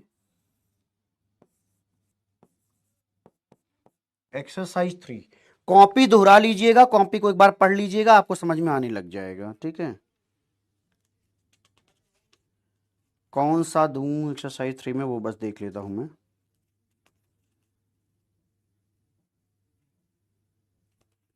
कॉम्प्रिहेंशन बेस्ड क्वेश्चन करने हैं, है ना। कॉम्प्रिहेंशन बेस्ड क्वेश्चन जो है, ध्यान रखना 18 से शुरू हो रहा है और 35 पे जाके खत्म होगा, है ना। इसका लाइब्रेरी में सॉल्यूशन भी रहता है, जाकर के चेक भी कर सकते हो अगर तुम्हें कुछ नहीं आता है। लेकिन ये अटेम्प्ट करने की कृपया कोशिश करें, ये करके आइएगा। कॉम्प्रिहेंशन बेस्ड क्वेश्चन है, दे दिया है। मिलते हैं आपको अगले दिन। बाकी आज का जो मैं होमवर्क लेके आया था वो आप कर नहीं पाओगे, क्योंकि मैंने थोड़ा आगे का दिया था। कोई बात नहीं, आप एक काम करिएगा, ये करने की कोशिश करिए, अदरवाइज कॉपी को दोबारा रिवाइज करने की कोशिश करिए। Bye bye, take care, love you all. मिलते हैं आप सभी को अगले वीडियो में। Bye bye. ये जो बुक है उसका नाम पूछ रहे हो, Arjuna for JEE Main and advance full course study material, 11th के लिए है, 11th के लिए मटेरियल होगा ये, ठीक है।